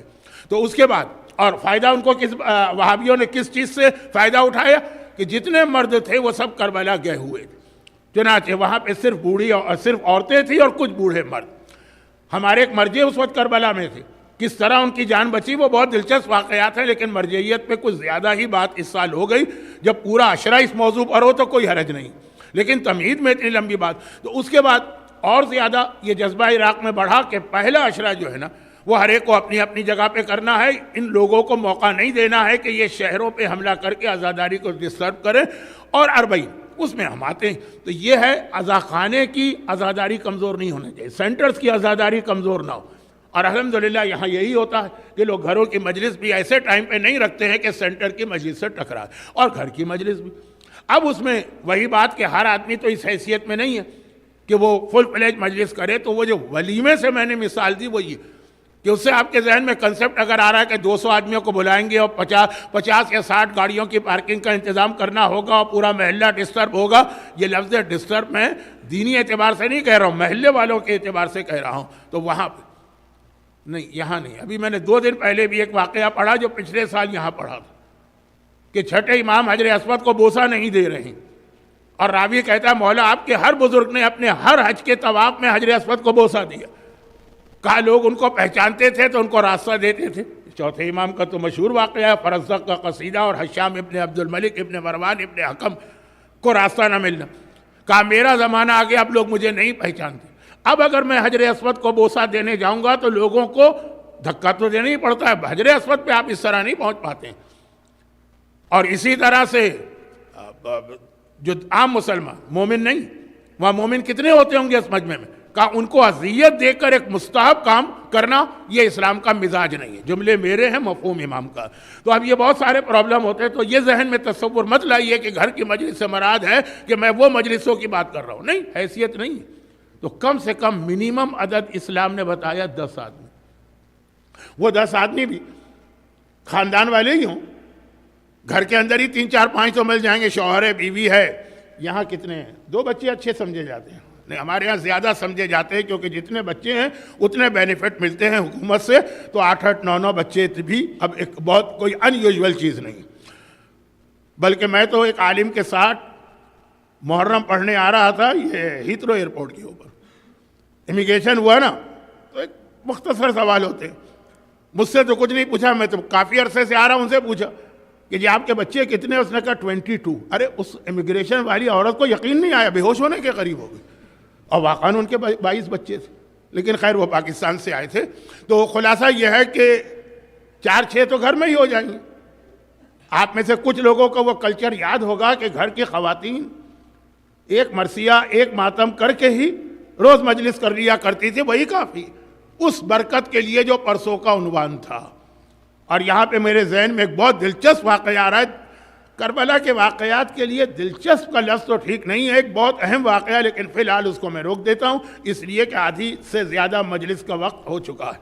تو وہ کچھ لوگوں کے ذہن میں ایک کنفیوژن پیدا ہوا کہ اگر ہماری اتنی حیثیت نہیں ہے کہ ہم پورے فل فلیج مجلس کر سکیں. ہاں، اس میں ایک چیز اور سن لیجیے، اور وہ یہ کہ بعض لوگ ہو سکتا ہے کہ یہ کہیں کہ بھئی ہمارے ہاں تو کیسٹ کے اوپر نو ہے. اب کیسٹ تو میں پرانی زبان استعمال کر رہا ہوں، آج کہاں کیسٹ ہوتے ہیں، لیکن بہرحال آن لائن یوٹیوب کے اوپر، فیس بک کے اوپر، جو واٹس ایپ ہوتا ہوگا، تو اس کے اندر تو ہمارے ہاں مجلس نوحے چلتے رہتے. جو ریکارڈڈ چیز ہے نا اس کی وہ برکتیں نہیں. اور اس کے لیے ایک واجبات کا مسئلہ کیوں نہ بتا دوں آپ کو. واجبات کا قرآن کی 4 آیتیں ہیں جن کو سننے کے بعد سجدہ واجب ہے، لیکن شرط یہ ہے کہ وہ لائیو ہو. اگر آپ تلاوت قرآن سن رہے ہیں کسی ریکارڈڈ انسٹرومنٹ کے ذریعے، کیا نام لوں، یوٹیوب یا کیسٹ یا جو بھی، اور اس میں وہ آیت آگے جس میں سجدہ واجب ہے، تو آپ پہ سجدہ واجب نہیں. سجدہ اس وقت واجب ہے کہ جب لائیو وہ آدمی، وہ قاری، وہ تلاوت کرنے والا جہاں پر بھی بیٹھا اسی وقت بیٹھا ہے اور اسی وقت تلاوت کر رہا. تب یہ جیسے اسٹوڈیو میں اگر لائیو یا ٹیلی ویژن کے چینل پر لائیو تلاوت آ رہی ہے، تو یہ جو مسئلہ شرعی، یہ واجبات کا مسئلہ ہے. مسئلہ شرعی بتا رہا ہے کہ یہ قرآن ہو کہ دعائیں ہوں کہ ان کے جو بینیفٹ ہوتے ہیں وہ لائیو میں ہوتے ہیں. ریکارڈنگ تو some thing is better than nothing والی چیز ہے. تو وہ جو بات تھی گھر کے مجلس، اس میں یہ ریکارڈنگ والی بات بھی آ سکتی. میں جانتا ہوں 2 مہینے 8 دن ایسے گھر ہیں کہ جن میں سوائے رات کے سونے کے باقی نوحے چلتے ہی رہتے ہیں، پھر بھی مجلس اپنی جگہ. یہ بھی ایک ضمنی بات تھی. اصل بات پہ آ جائیے، اور وہ یہ ہے کہ آیت کا ترجمہ ہے بلائنڈلی فالو کرنا. لیکن اس بلائنڈلی فالو کرنے میں بھی 4 چیزوں کو بہت زیادہ اہمیت دی. 4 چیز اتنی اہمیت دی ہے کہ کہا ان 4 چیزوں کا اگر کوئی انکار کرے گا وہ سب کچھ ہوگا، ہمارا شیعہ نہیں ہوگا. ایک عذاب قبر، ایک منکر و نکیر کا سوال، ایک شفاعت، اور ایک ہمارے جد کی جسمانی معراج. یہ 4 چیزیں. اچھا، اب اس کے اندر آپ کے علم میں ہوگا کہ وہابیت کے اندر بھی عذاب قبر کا کنسپٹ نہیں، برزخ کا اور عذاب کا اور اس کا منکر و نکیر کے سوال کا نہیں. بلکہ پاکستان میں ایسے تو بہت گروپ کھڑے ہو گئے. اپنے مومنین کی بات تو نہیں کر رہا ہوں، میں عام مسلمانوں. شفاعت، وہابیت کی تو بنیاد ہی اس بات پر ہے کہ شفاعت تو اسلام میں ہو ہی نہیں سکتی. شفاعت کو وہ قرار دیتے ہیں شرک.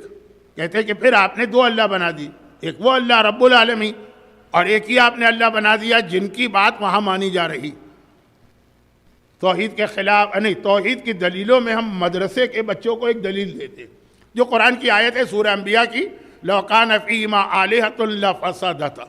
اگر کائنات میں 2 اللہ ہوتے تو فساد برپا ہوتا. اب یہ آیت ہم بچوں کو پڑھاتے ہیں کہ اگر 2 خدا ہوتے تو ایک کہتا کہ آج بارش برسانا ہے، دوسرا کہتا کہ آج بارش نہیں برسانا، تو کس کی بات چلتی؟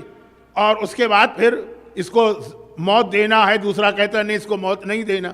جہاں بھی نظام 2 برابر کی طاقتوں کے ہاتھ میں آ جائے وہاں پہ قرآن کا لفظ ہے لا فسادتا، زمین و آسمان میں فساد برپا ہوتا. وہابیت کہتی ہے کہ آپ بھی وہی کنسپٹ دے رہے کہ ایک چیز اللہ چاہتا ہے، ایک چیز رسول چاہتے ہیں، رسول کی بات مان لی جاتی ہے، اللہ کی بات نہیں مانی جاتی. یہ شرک وہ شرک کا جو نعرہ لگاتے ہیں، جو ان کو ایک کولرا ہو جاتا ہے توحید کے حوالے سے، اس میں ان کی ایک دلیل ہے. اب یہ میرا موضوع نہیں، اور مومنین کرام کو یہ بتانے کی ضرورت بھی نہیں. الحمدللہ عقیدہ پختہ ہے. تھوڑے انگلش اسپیکر اس پہ بولنے لگے ہیں، لیکن اس کا جواب دینے والا بھی انگلش میں ہونا چاہیے، اردو والا تو بیکار. معصوم نے کہہ دیا شفاعت. اور اس کے بعد پھر چوتھی چیز آتی ہے معراج جسمانی. معراج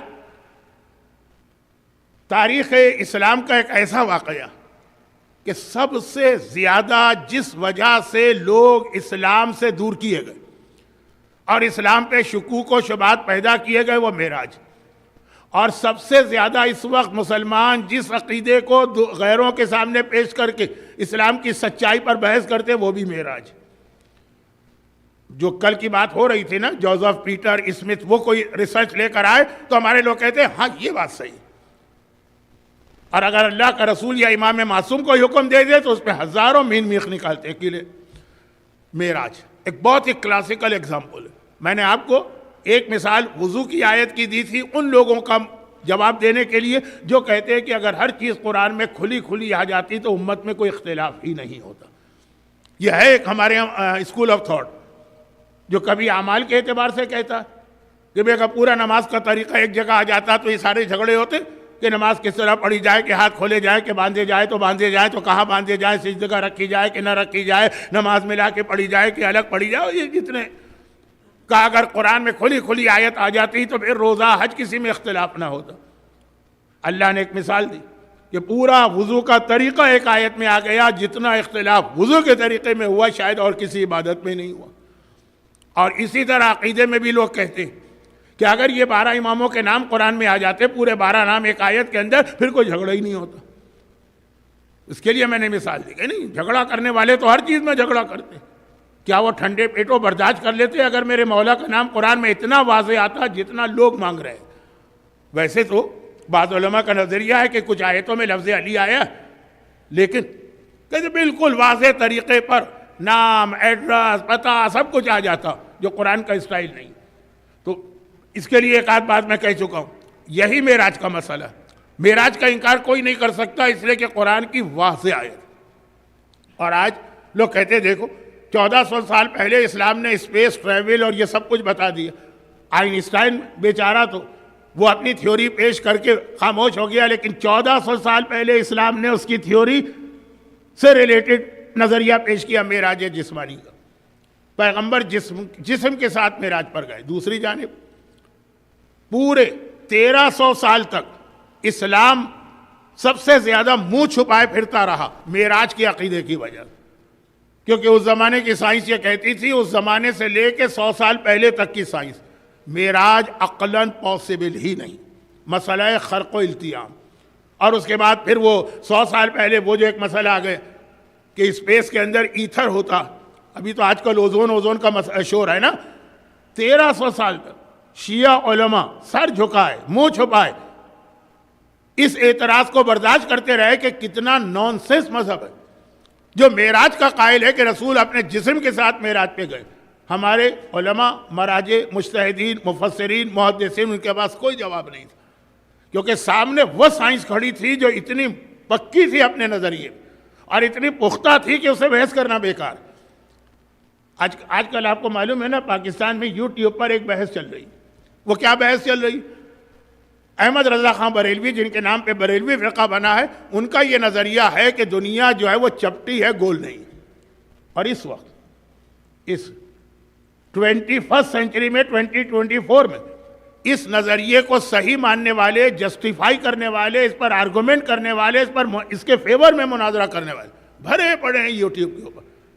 کہ احمد رضا خان بریلوی نے کہا, وہ تو اپنے زمانے کی ایسی جینیس شخصیت تھی کہ 100 ابھی آخری جو ریسرچ تھی 150 علوم پر وہ پی ایچ ڈی سے زیادہ مہارت رکھتے تھے. یہ آخری ریسرچ میں نے اس لیے کہا کہ 2 سال پہلے آیا تھا کہ 30, پھر کہا نہیں 6 مہینے بعد آیا کہ نہیں مزید ریسرچ ہوئی 51 علوم, پھر آیا کہ نہیں 75 علوم, پھر آیا 105 علم, پھر آیا 130, ابھی جو لیٹسٹ میں کل سن رہا تھا 150 علم. وہ تو غلط کہہ ہی نہیں سکتے, لیکن کوئی آدمی ذرا سے اس کے پاس عقل ہوگی آج کے زمانے میں یہ بات مانے گا کہ دنیا چپٹی ہے, گول نہیں. لیکن اتنی ہی شرمندگی شیعہ علماء کو 1300 سال برداشت کرنا پڑی, غیروں کے ہاتھوں نہیں, اپنے بچوں کے ہاتھوں بھی. سائنس تو وہ بھی پڑھتے تھے نا کہ آپ کیسا خلاف عقل, خلاف سائنس نظریہ بتا رہے ہیں, خرق و التیام.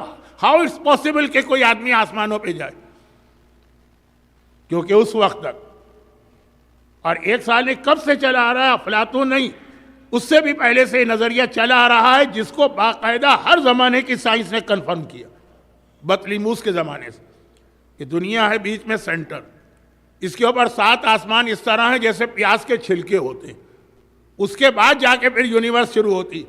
تو اگر کسی کو وہاں جانا ہے جس کو ہم کہتے ہیں قاب قوسین یا سدرۃ المنتہا, تو 7 آسمان سے کیسے گزرے گا؟ آسمان جسٹ لائک اسٹیل یا آئرن, ایک شیلڈ ہے پوری, اس کو توڑنا پڑے گا.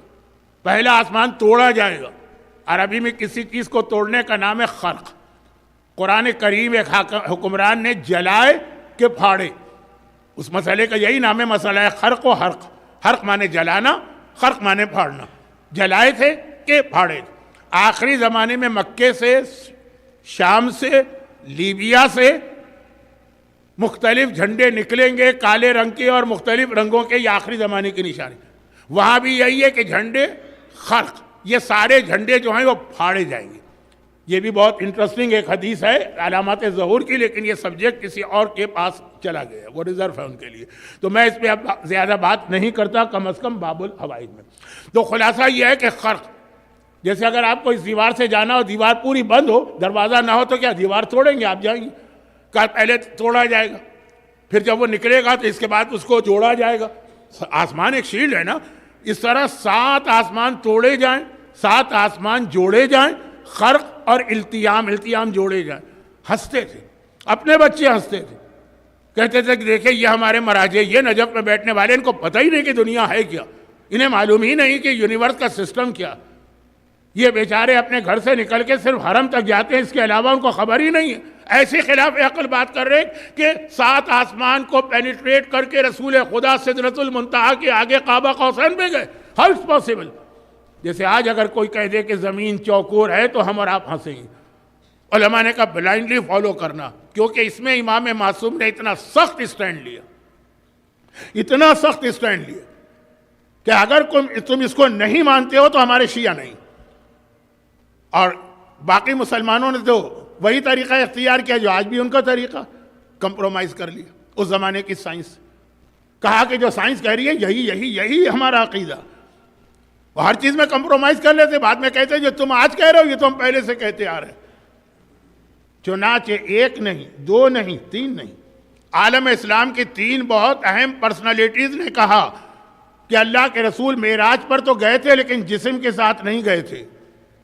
تین بہت اہم پرسنالٹیز. ایک پہلا نام آتا ہے حضرت عائشہ کا، پیغمبر کی بیوی، پیغمبر کے گھر میں رہنے والی. وہ کہتی ہیں پیغمبر کا جسم بستر پہ تھا.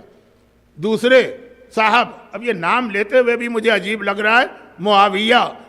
ان کا کیا تعلق اسلام سے اور اسلام کی تعلیمات سے، لیکن وہ اسٹینڈ لیتے ہیں کہ معراج روحانی ہو. اور تیسرا نام جسے مولا کے مقابلے میں کھڑا کیا گیا تقدس کے اعتبار. اچھا، مولا کے مقابلے میں بہت لوگ بنائے گئے. مولا کی تلوار بہت مشہور ہے تو خالد بن ولید کو شجاعت میں مولا کے سامنے کھڑا کیا گیا. مولا کا قرآن بہت مشہور ہے تو عبداللہ ابن مسعود کو قرآن کے حوالے سے کھڑا کیا جا رہا. مولا کی قضاوت بہت مشہور ہے تو زید ابن ثابت کو اس حوالے سے. اور مولا کا زہد و تقوی، یہ لفظ بھی توہین ہے. مولا امام معصوم ہے لیکن غیروں کو سمجھانے کے لیے تو حسن بصری کو ان کے سامنے لے کر آئے کہ جی اسلام میں مقدس آدمی تو یہ حسن بصری. بلکہ روایت بھی بنا دی گئی کہ ان کے بچپنے میں اکثر ان کی ماں حضرت ام سلمہ کے پاس ان کو چھوڑ کے جاتی تھی اور یہ روتے تھے تو ام سلمہ ان کو دودھ پلا دیتی. ام سلمہ ان کی ایج، ان کے ہاں کوئی اولاد نہیں ہے، لیکن اب روایت کے جس کے الفاظ جو ہیں الفاظ وہ پڑھتے ہوئے مجھے شرم و حیا آ رہی ہے ممبر کے اوپر.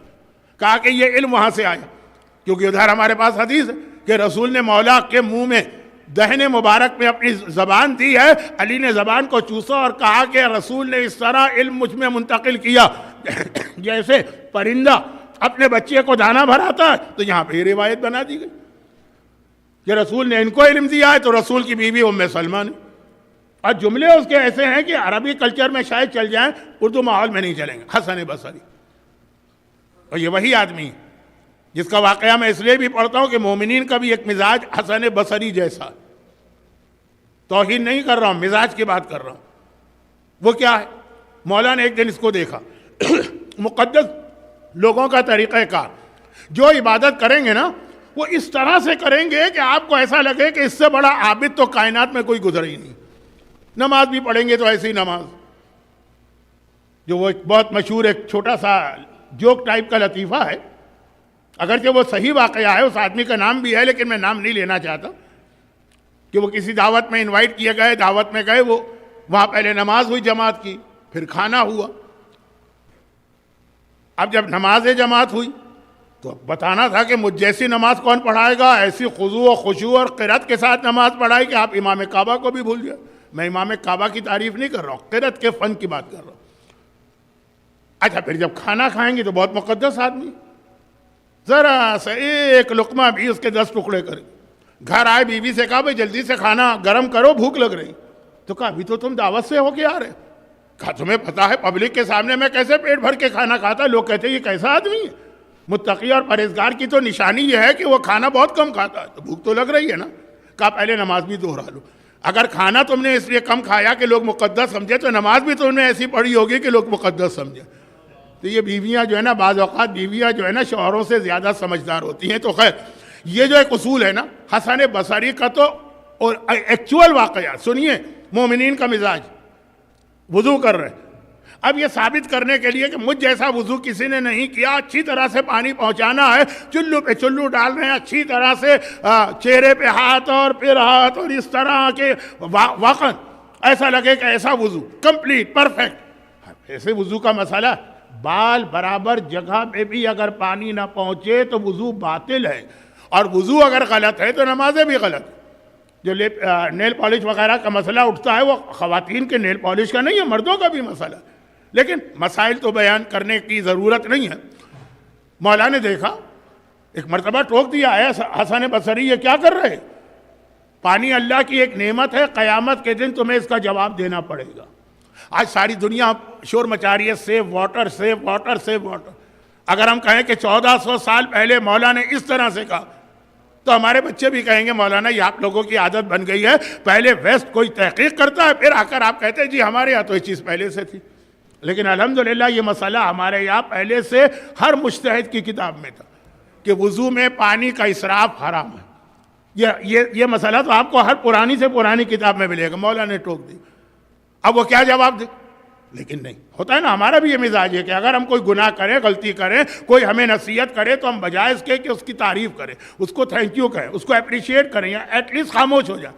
ہم پلٹ کے اس کو جواب دیں گے اینٹ کا جواب پتھر، ٹٹ فار ٹیٹ چر انگریزی میں کہتے ہیں. میری انگریزی پہ کبھی نہ جائیے گا. تو خلاصہ یہ کہ مولا نے کہا تم پانی بہا رہے، پلٹ کے کہتا اے بولا سر میں پانی بہا رہا ہوں تو آپ کو اتنا جوش آ رہا ہے، اور آپ نے جو جنگ جمل اور صفین اور نہروان میں سینکڑوں مسلمانوں کا خون بہا دیا تو کوئی حرج نہیں. مولا نے کہا شیطان تمہاری زبان پہ بول رہا ہے، تم سے بات کرنا بیکار ہے. تو یہ اس آدمی کی حالت ہے.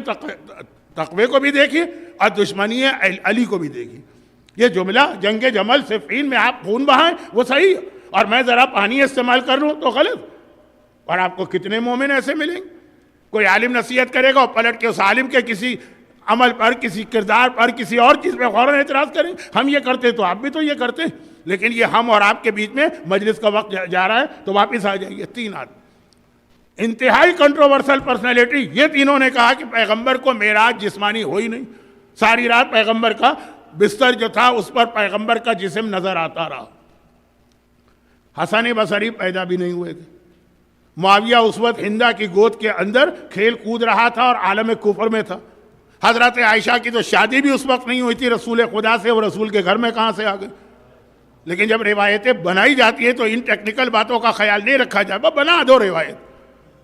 ان کے مقابلے میں امام معصوم سخت اسٹینڈ لی کہ اگر کوئی اس بات کا اقرار کرے کہ میرے جد جسم کے ساتھ نہیں گئے تھے، یہ کہے کہ خواب میں گئے تھے، تو وہ سب کچھ ہوگا. وہ معاویہ والا ہوگا، وہ حسن بصری والا ہوگا، وہ شیعہ نہیں ہوگا. سائنس امام کے اس قول کی نفی کر رہی ہے کہ غلط کہہ رہے ہیں. ہمارے اپنے اس وقت کے ہر دور میں پڑھے لکھے نوجوان ہوتے ہیں نا جو کچھ زیادہ ہی پڑھ لکھ جاتے ہیں، وہ کہتے رہے کہ یہ ہمارے مراجع پہ اعتراض آج ہی نہیں ہوا، ہر دور میں ہوتا رہا، کیونکہ اس قسم کے چٹکلے لوگوں کے ہاتھ میں آتے ہیں. یہ ہمارے مراجع، دنیا کہاں سے کہاں پہنچ گئی، اور یہ اب تک کنویں کے مینڈک بنے ہوئے کہہ رہے دیکھیے جسم کے ساتھ پیغمبر گئے تھے، ہاؤ اٹس پاسبل. اچھا اب جب یہ نظریہ ثابت ہو گیا کہ کوئی آسمان کوئی چیز ہی نہیں، نہ اس کو توڑنا ہے نہ جوڑنا ہے، کوئی چیز ہی نہیں، تو پھر وہ ایک پتہ نہیں کہاں سے ایک نظریہ آ گیا کہ زمین کے اوپر اسپیس میں ایتھر ہے اور کوئی چیز بھی وہاں سے گزرے گی وہ جل کے راکھ ہو جائے گی. پھر یہ نظریہ پورا پچھلا 100 سال 19 سینچری جو تھی، نہیں 20 سینچری کا شروع، وہ اسی بات پہ گزرا. ہمارے کئی علماء، شمس العلماء مولانا علامہ صفت حسن صاحب، حکیم مرتضیٰ حسین صاحب، پوری زندگی معراج پر اسی لیے مجلسیں پڑھتے رہے اور آرگومنٹ سے ثابت کرتے رہے. لیکن بھائی ایک بات سائنس تو کہتی ہے کہ ایتھر ہے اور ایتھر میں کوئی چیز جا ہی نہیں سکتی، وہ جل کے رہ جائے گی. اور آج دیکھیے چونکہ مغربی دنیا چاند اور مریخ سے آگے جا رہی ہے تو اب ہر مسلمان کہتا ہے دیکھا ہمارا اسلام، ہم تو 1400 سال سے کہہ رہے تھے کہ اللہ کے رسول اسپیس جرنی کر کے آئے، تم تو آج کہہ رہے ہو، ہم تو کب سے کہہ رہے ہیں. تم کہہ رہے تھے کہ کب سے تم معصومین کا مذاق اڑا رہے تھے اس نظریے پر کہ یہ ایسے امام کو مانتے ہیں جن کو اتنی سائنس بھی نہیں پتا جتنی ہمیں پتا. تو یہ بھی ایک بہت اہم مثال ہے کہ بہت سے واقعات و معجزات آپ کے سامنے آئیں گے، آپ کا دل اسے قبول نہیں کرے گا. اب یہ معراج کے حوالے سے ایک معجزہ سن لیجیے، آپ کا دل قبول نہیں کرے گا. لیکن بلائنڈلی فالو کرنا ہے، خاص طور پر ہر وہ چیز جس میں پاسبلٹی. اچھا معراج کی جو مخالفت تھی وہاں تو پاسبلٹی بھی نہیں تھی اس وقت کی سائنس کے اعتبار سے، کیونکہ دیوار توڑے بغیر آپ کیسے اس سے گزر سکتے. اور ایتھر اگر ہے کہ جس میں آدمی جل جائے گا جیسے ہی قدم رکھے گا تو کیسے اس کو کراس کر سکتے، وہ تو عقلاً بھی پاسبل نہیں تھا اس وقت کے لوگ کہتے. اب یہ معجزہ شاید دوسرے امام کا واقعہ بھی ہے لیکن اس میں کنفرم نہیں ہے اس مسئلے میں. البتہ اس سے ملتے جلتے تو بہت معجزات ہیں دوسرے امام کے، اس بہت زیادہ معجزات ہیں. لیکن یہ جو واقعہ یہ بھی پاسبلٹی. آئنسٹائن کی تھیوری یہی تو ہے. پچھلے سال شور ہوا تھا نا کہ اس کی تھیوری غلط ہو گئی ہے، بعد میں لوگوں نے کہا نہیں سوری، لوگوں سے مطلب ہم جیسے للو پنجو نہیں، ایک سے ایک بڑے وہ سائنٹسٹ. وہ یہ ہے کہ شاید امام حسنی کا واقعہ ممبر پہ پیغمبر کی معراج جسمانی بتا رہے ہیں، اور اس میں وہ دو جملے بہت اہم ہیں کہ میرے جج جسم کے ساتھ گئے. یہ تو واقعہ. جملے کیا اہم ہے کہ جب وہ چلے تو اس وقت کسی نے اپنے گھر برابر میں کوئی گھر ہوگا اس میں دروازے کی کنڈی ہلائی. پہلے ہوتی تھی نا وہ چین والا، اور اس کو ہلاتے تھے تو آواز آتی تھی. اور کسی نے لوٹے سے چلو میں پانی لینا چاہا، منہ دھونا ہوگا. اور پیغمبر میرے جد گئے پورا وہ سفر طے کر کے آئے جو کل سے شروع ہوگا. تھوڑا سا ہزاروں سال کے واقعات اس میں جمع ہو گئے. جب واپس آئے تو وہ جو لوٹے کی دھار تھی نا چلو والی، وہ دھار بھی ابھی نہیں ٹوٹی تھی، ایک چلو پانی بھی نہیں بھرا تھا. اور وہ جو کنڈی ہلائی گئی تھی نا وہ ابھی رکی بھی نہیں تھی، وہ ابھی ہلی رہی کہ جا کے آ گئے. اور جس بستر سے گئے تھے وہ بستر، آدمی لیٹتا ہے تو بستر تھوڑا گرم ہو جاتا ہے نا، گئے واپس آئے اب تک بستر کی گرمی ختم نہیں ہوئی. مجمع میں ایسے ہی کوئی بیٹھا تھا، مذاق اڑانے لگا. بعض کتابوں میں کہ یہودی تھا، بعض میں ہے کوئی منافق تھا. کہا کہ کیسی نان سینس بات کر رہے ہو حسن مجتبیٰ، ہاؤ اٹس پاسبل؟ اگر ہم یہاں سے پارکنگ تک جائیں گے تو اتنی دیر میں وہ کنڈی جو ہے وہ رک جائے گی اور وہ پانی کی دھار ٹوٹ جائے گی. ایک چلو پانی بھرنا. اور وہ گئے اور ساتوں آسمان اور سارے سفر اور جنت و جہنم اور سدرۃ المنتہا اور بیت المعمور اور سب کچھ. اس وقت امام نے کہا کہ تم کو خود پتہ چل جائے گا. اچھا وہ گھر گیا وہاں سے اٹھ کے، اور ایک مرتبہ بیوی سے پوچھا کہ کیا پکا رہی ہو؟ تو کہا کہ یہ ابھی تازہ مچھلی تمہارا بیٹا سمندر سے برابر میں دریا تھا قریب میں، وہاں سے شکار کر کے لایا. یہ مچھلی ہے، اس کو میں پکا رہی ہوں. مچھلی تو بہرحال عربوں میں ایک اچھی چیز مانی جاتی. نجف میں علماء کہتے ہیں کہ نجف میں آؤ تو مچھلی کھا کے ضرور جانا. نجف کی مچھلی لحمن طریہ، سورہ مائدہ میں مچھلی کی تعریف. اور حج میں جب ہم لوگ جاتے تھے کہتے ہیں رابق کی مچھلی ضرور کھانا، جس نے رابق کی مچھلی کھا لی وہ دوبارہ واپس پلٹ کے آئے گا. خیر اب یہ تو باتیں مشہور ہو جاتی ہیں. تو اچھی قرآن نے جب کہہ دیا لحمن طریہ، تر و تازہ گوشت جو ہے وہ تو مچھلی ہے، تو وہ مچھلی آئی. اچھا مچھلی آئی ہے، جلدی سے پکاؤ، مجھے بھوک لگ رہی ہے، میں ابھی جا کے نہا کے آتا ہوں. دریا میں غوطہ ہی تو مارنا. یہ کہہ کے وہ چلا. واقعہ بھی مشہور. اور جہاں تک میرا حافظہ کام کر رہا ہے یہ آقا حسنی کا معجزہ تھا. تو اب یہ مچھلی بیٹا پکڑ کے لایا تھا دریا سے. آپ میں سے بہت سے لوگ مچھلی کا شکار کرتے ہوں گے، میں نے سنا ہے ویسٹ میں آ کر ہمارے بچوں کو بھی مچھلی کا شوق ہو گیا شکار کا. تو مچھلی ابھی تڑپ رہی، ابھی بھی تیاری کر رہی ہے، باقی سامان جمع کر گیا. دریا کے قریب گیا، کپڑے اتارے، خالی ایک لنگوٹ یا انڈر ویئر، غوطہ لگا. غوطہ لگا کے آیا. کتنی دیر لگتی؟ غسل ارتماسی کتنا آسان غسل ہے. یہ بھی ایک فقہی مسئلہ ہے، ٹائم نہیں. غسل کر کے باہر آئے. جیسے ہی باہر آئے کیا دیکھا کہ منظر ہی بدل چکا. عورت میں بن چکا ہوں اور عورتوں کا لباس وہاں پڑا ہے، اور ایک آدمی دوڑا دوڑا آ رہا ہے اور کہہ رہا ہے کمبخت تو کہاں چلی گئی تھی، میں تیرا انتظار کر رہا ہوں اتنی دیر. پتہ چلا وہ اس کا شوہر ہے. جلدی سے کپڑے پہنے اور پکڑ کے زبردستی لے گیا. تو میری بیوی ہے، گھر میں لے جا کے رکھا. 7 سال اس گھر میں رکھا. 4 بچے بھی پیدا ہو گئے. اسپیڈ ذرا سلو تھی، ورنہ پہلے تو 7 سال میں 7 بچے پیدا ہوتے، لیکن 4 بچے بھی پیدا ہو گئے. اب یہ 7 سال اس کے گھر میں رہا یا رہی، اب میں کیا لفظ استعمال کروں، تو جو بھی ہوگا اس وقت تو وہ ڈیول تھا نا نیچر والا. تو پھر اس کے بعد 7 سال کے بعد ختم، سب چیزیں بھول بھال گئے. اب تو جو گزری ہے گزری. پھر ایک دفعہ نہانے کے لیے آیا. یا دریا کے قریب جو جگہ ہوتی ہے وہاں پہ لوگ گھروں میں حمام نہیں ہوتے، وہیں نہاتے. آیا، کپڑے اتارے، اور اس کے بعد گیا، غوطہ لگا کے باہر نکلا. دیکھا ارے یہ تو وہی ہے، میرا محلہ، میرا علاقہ، میرے وہی کپڑے یہاں رکھے مردانہ، میں تو مرد ہوں. کپڑے پہن کے گھر میں پہنچا تو کیا دیکھا، مچھلی جو تڑپ رہی تھی ابھی تک تڑپ رہی. اور بیوی کہہ رہی تھی کہاں چلے گئے تھے، بہت دیر ہو رہی ہے، میں شروع کروں اس مچھلی کو پکانا یا فرائی کرنا. تب اس کی زبان پہ جملہ آیا کہ کتنا صحیح کہا تھا آقا حسن مجتبیٰ نے. اور پھر وہ ایمان لے آیا. منافق تھا تو مومن بن گیا، یہودی تھا تو مسلمان بن گیا.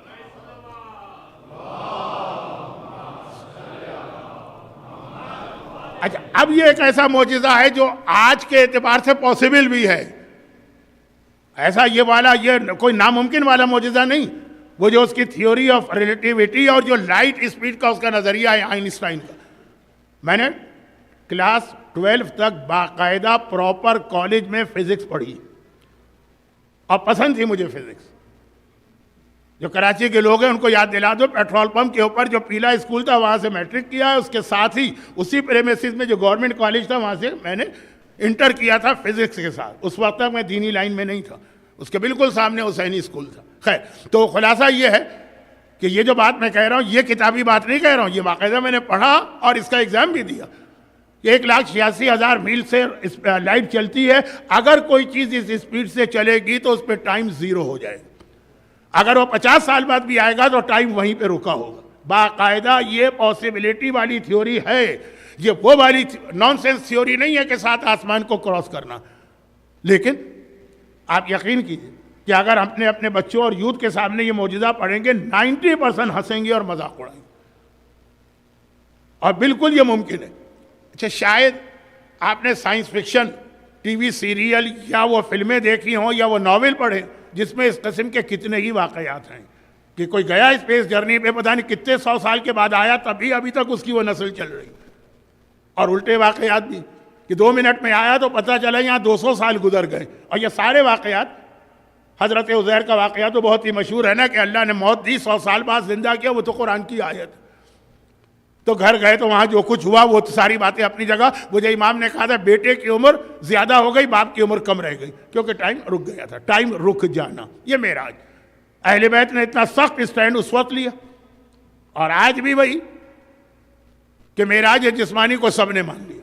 مگر اتنا سخت اسٹینڈ لینے کا ایک ریزن اور تھا، اور وہ یہ تھا کہ اس معراج میں اتنا اہم میسج دیا. پروردگار عالم نے اس معراج میں اتنا اہم میسج دیا کہ اس میں یہ کہنا ضروری تھا، یعنی سچی بات، کہ معراج جسمانی ہوئی.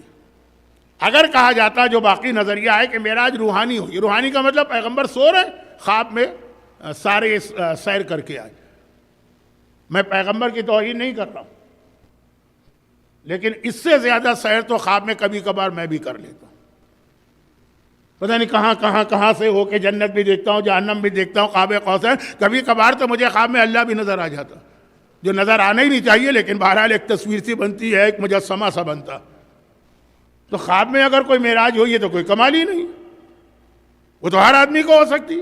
آپ کا پیٹ بھی اگر کبھی گڑبڑ کرے، اسٹمک پرابلم ہو جائے، آپ کو کھانا ہضم نہ ہو، تو آپ کو بھی پتہ نہیں ایسے کتنے خواب آئیں گے. تو یہ تو پھر کوئی معجزہ ہی نہیں رہا پیغمبر کا. لیکن بات اس کی نہیں ہے. پھر جو معراج میں میسج ملا ہے بہت اہم، جو پچھلے سال میں نے بتایا تھا اور وہ بچے نے مجھے یاد دلایا کہ آپ کا وعدہ تھا کہ اس سال کمپلیٹ کریں گے. وہ جو بہت اہم میسج ملا تھا وہ پچھلے سال میں بتا چکا ہوں، ابھی بھی بتاؤں گا، لیکن آج نہیں. اب تو وقت پورا ہو چکا ہے مجلس کا. وہ پورا میسج ہی اگر ہو کہ خواب میں ملا. میں بہت ایک جملہ کہی دوں، علی کی ولایت کا اعلان کہ وہ خواب میں ملا. کہ خواب میں تو پتہ نہیں کیا کچھ ہوتا ہے. پورے ولایت علی کے اعلان پر یہ لوگ اس طرح سے پانی پھیر دیتے. اور شاید اسی لیے معراج روحانی کا نظریہ بنایا گیا تاکہ اس اہم ترین عقیدے کو ایک خواب و خیال کی بات بنا لیا جائے. تو اس لیے معصومین نے اتنا سخت اسٹینڈ لیا. اور اسی لیے کل میں نے جوش ملی آبادی کے اس شعر کے اوپر اختتام کیا، جس کا ایک جملہ آج کہتا ہوں. وہ شعر نہیں پڑھ رہا ہوں، اس کا ایک جملہ. اور کل انشاءاللہ مولانا اظہر حسن زیدی صاحب کا ایک بڑا معراج کے حوالے سے ایک بڑا اچھا چٹکلہ، مزہ آ جاتا ہے سننے میں. کتنے لوگ آج کل پڑھ رہے ہیں لیکن ان کا نام کوئی نہیں لیتا، میں لیتا ہوں. اور بہت مزہ آئے گا جو لوگ کل وقت پہ آ سکیں گے شروع مجلس میں. لیکن وہ کل کی بات ہے، آج کا آخری جملہ کہ وہ پیغمبر کی معراج تھی جسم کے ساتھ، اور وہ حسین کی معراج تھی جو کٹے ہوئے سر نے کوفے سے شام تک کا راستہ طے کیا. بہت بڑا یہ امتحان تھا. اس کو میں نے معراج کیوں کہا؟ جوش کا شعر اپنی جگہ، انی پر سر نہیں یہ تیری انا کا تاج ہے، کربلا تیرے نظام فکر کی معراج. لیکن اس پورے سفر میں اس کٹے ہوئے سر نے جس انداز سے جہاد کربلا کو آگے بڑھایا اور بچایا. عام طور پہ جملہ مشہور ہے نا کہ حسین نے اپنی جان دے کے اسلام کو بچایا، لیکن حسین کے کٹے ہوئے سر نے حسین کی شہادت کے بعد، جان دینے کے بعد، حسین کے کٹے ہوئے سر نے اسلام اور کربلا کو بچایا. میں توہین بھی نہیں کرنا چاہتا کائنات کی عظیم ترین خاتون بعد از زہرا زینب کبریٰ کی، لیکن ایک منزل آتی ہے کہ سوائے اس کے کہ جو 12 امام ہیں ان کے علاوہ بلکہ وہاں تو 12 امام میں مولا کا واقعہ ہے کہ جب شہزادی کی قبر پہ ظلم کیا جا رہا تھا تو مولا بھی برداشت نہ کر سکے. یہ لفظ اچھا نہیں لگتا مولا کے لیے، لیکن ہے نا کہ تلوار لے کے آ گئے. زینب کبریٰ بھی ایک کٹھن منزل ایسی آئی. یہ حسین تھے جنہوں نے جہاد کربلا کو بچایا. کبھی کہا جاتا ہے نا کسی کے بارے میں کہ فلاں آدمی وہ فلاں دشمن ہے اس کا، لیکن شریف دشمن. اور کبھی کہا جاتا ہے کہ فلاں کو دشمن بھی انتہائی ذلیل دشمن ملے. آل محمد کا ایک بڑا امتحان یہ بھی ہے کہ دشمن بھی ان کو شریف دشمن نہیں ملے. اسی لیے روایتوں میں بار بار لفظ آتا ہے زیارت عاشورہ میں بھی، لعین ابن اللعین. دشمن بھی ان کو شریف نہیں ملے. وہی ام سلمہ کا واقعہ تو نہیں، میں نے ام سلمہ کا نام لیا نا، وہ کس انداز سے مکے سے مدینے پہنچی تھی. دشمن جانی ان کو لے کے گیا تھا، اور ام سلمہ نے کہا دشمن تھا لیکن شریف دشمن تھا. وہ پورا واقعہ ہے، بہت مشہور واقعہ ہے، شاید مشہور نہ بھی ہو لیکن میرے پاس فی الحال ٹائم ہے. یہ جملے کو سمجھا رہا. دیکھیں دشمن ہے اور کتنے ذلیل دشمن. آپ کے ذہن میں شمر کا وہ جملہ گونج رہا ہوگا جس کی وجہ سے میں نے یہ لفظ استعمال کیا، ذلیل دشمن. 11 محرم کا قافلہ کربلا سے چلا. جو مصائب چل رہے تھے کہ سر کاٹے گئے 11 محرم کو، نیزے کی نوک پہ یہ سر لگائے گئے، بے محمل و ہماری کی سواریاں لائی گئی. یہ قافلہ اب کربلا سے حرکت میں آئے. اب یہ جا رہا ہے قافلہ کوفے کی جانب. کوئی وجہ تھی کہ آقا حسین نے عصر عاشور آخری رخصت کے وقت زینب کو یہ وصیت کی تھی کہ بہن زینب میری 2 وصیتیں یاد رکھ. پہلی نماز شب میں میرا نام نہ بھولنا، اور دوسری یہ کہ کتنا ہی مشکل وقت آ جائے بد دعا کے لیے ہاتھ نہ اٹھانا. یہ قافلہ چل رہا ہے لیکن بعد کی منزلیں تو چھوڑیں، پہلی ہی منزل پہ وہ امتحان زینب کا ہو گیا کہ ادھر کوفے کے قریب یہ قافلہ پہنچا. کوفہ شہر، اس کے چاروں طرف وہ باؤنڈری وال یا دیوار جو ہر شہر کی طرف ہوتی، اور اس میں 3 4 5 دروازے، الگ الگ دروازے. ہر شہر میں یہ ہوتا تھا پہلے. شمر 20 سال پہلے جب علی کوفے کے حکمران تھے اور زینب اسی کوفے میں رہتی تھی، اس وقت شمر بھی اسی کوفے میں تھا، ساری چیزیں جانتا تھا. وہ جان بوجھ کے وہ اس دروازے سے قافلے کو لے جا رہا ہے جہاں سے مولا اپنی زینب کو لے کے کوفے میں جاتے تھے، جان بوجھ کے. زینب نے دیکھا وہ دروازہ، زینب کو بابا یاد آ گیا.